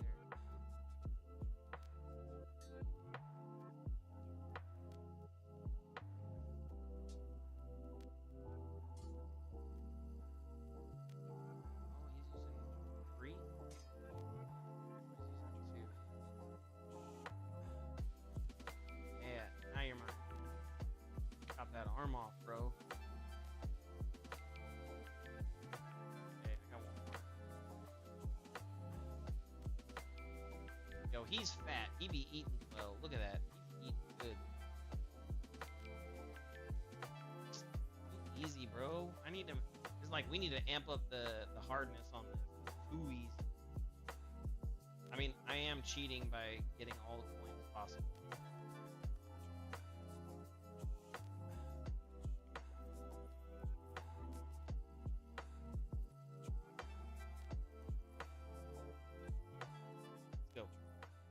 Round 5. He looks skinny as... He does not look like he should be in round 5.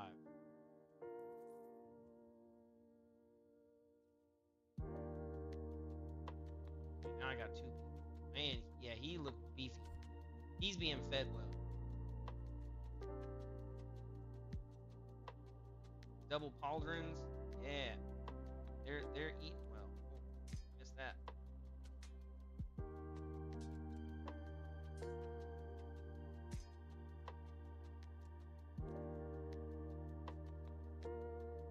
Eat that.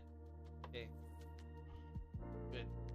So let's see if they do one more. I want to get like 5 people versus.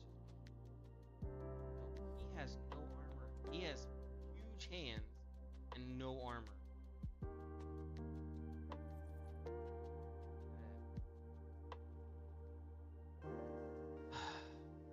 Still no match for me. It's not a challenge. Anything new? No. You just want to give me that weapon. Stop giving me that. Bro, I haven't seen one like level 2 or level 3 sword at all. I'm gonna have to talk to Kendrick.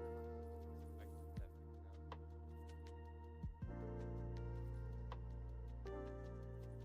Okay. Last round. And then I'm gonna go to bed.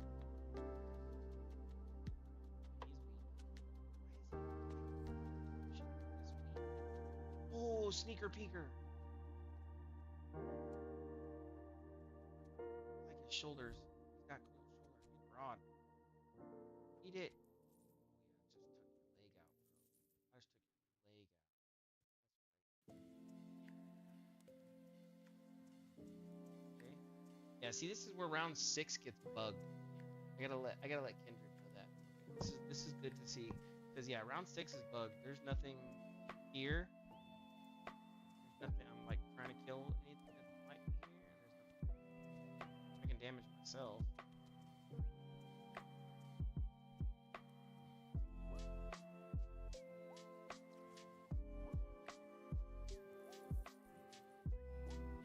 See if starting 6 is where's the round? Didn't even show me the round.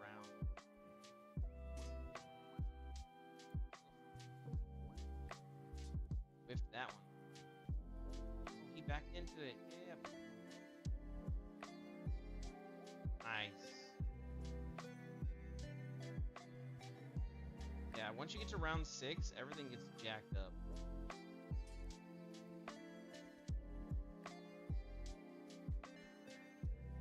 Wolf.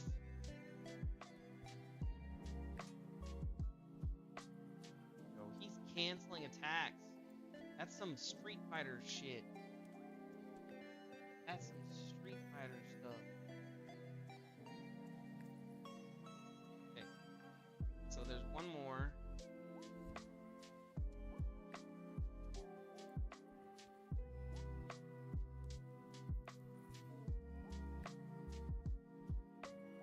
It should be wave complete. Right? So I go open the gate, and I should be on round 7. So now it's not displaying rounds anymore. I don't know what round I'm on. So yeah, something for Kendrick. I'll show it to him. He can watch the VOD.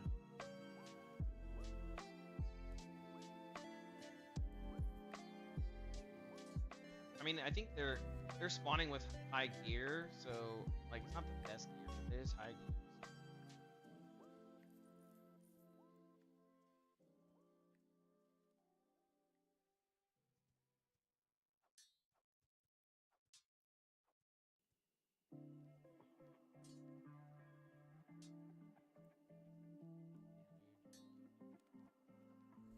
You have to get like a perfect parry to be able to take these guys out because of how like the recovery time. I need to make you like walk through. I'll be excited to get the good guy in for the new missions because they're gonna be so clean. Okay, well, we did it. There's definitely some issues. I will bring that up to Kindred. He can watch that. Thank you for everybody who is here on the stream. If you are a lagger behind or you're watching it, follow, like, do all the fun stuff that you got to do for the socials. I'll be streaming every night, every single night that I can. So, GameDev coming back. Let's go. I will talk to you guys later. You guys have a wonderful rest of your night or day, whatever it might be for you.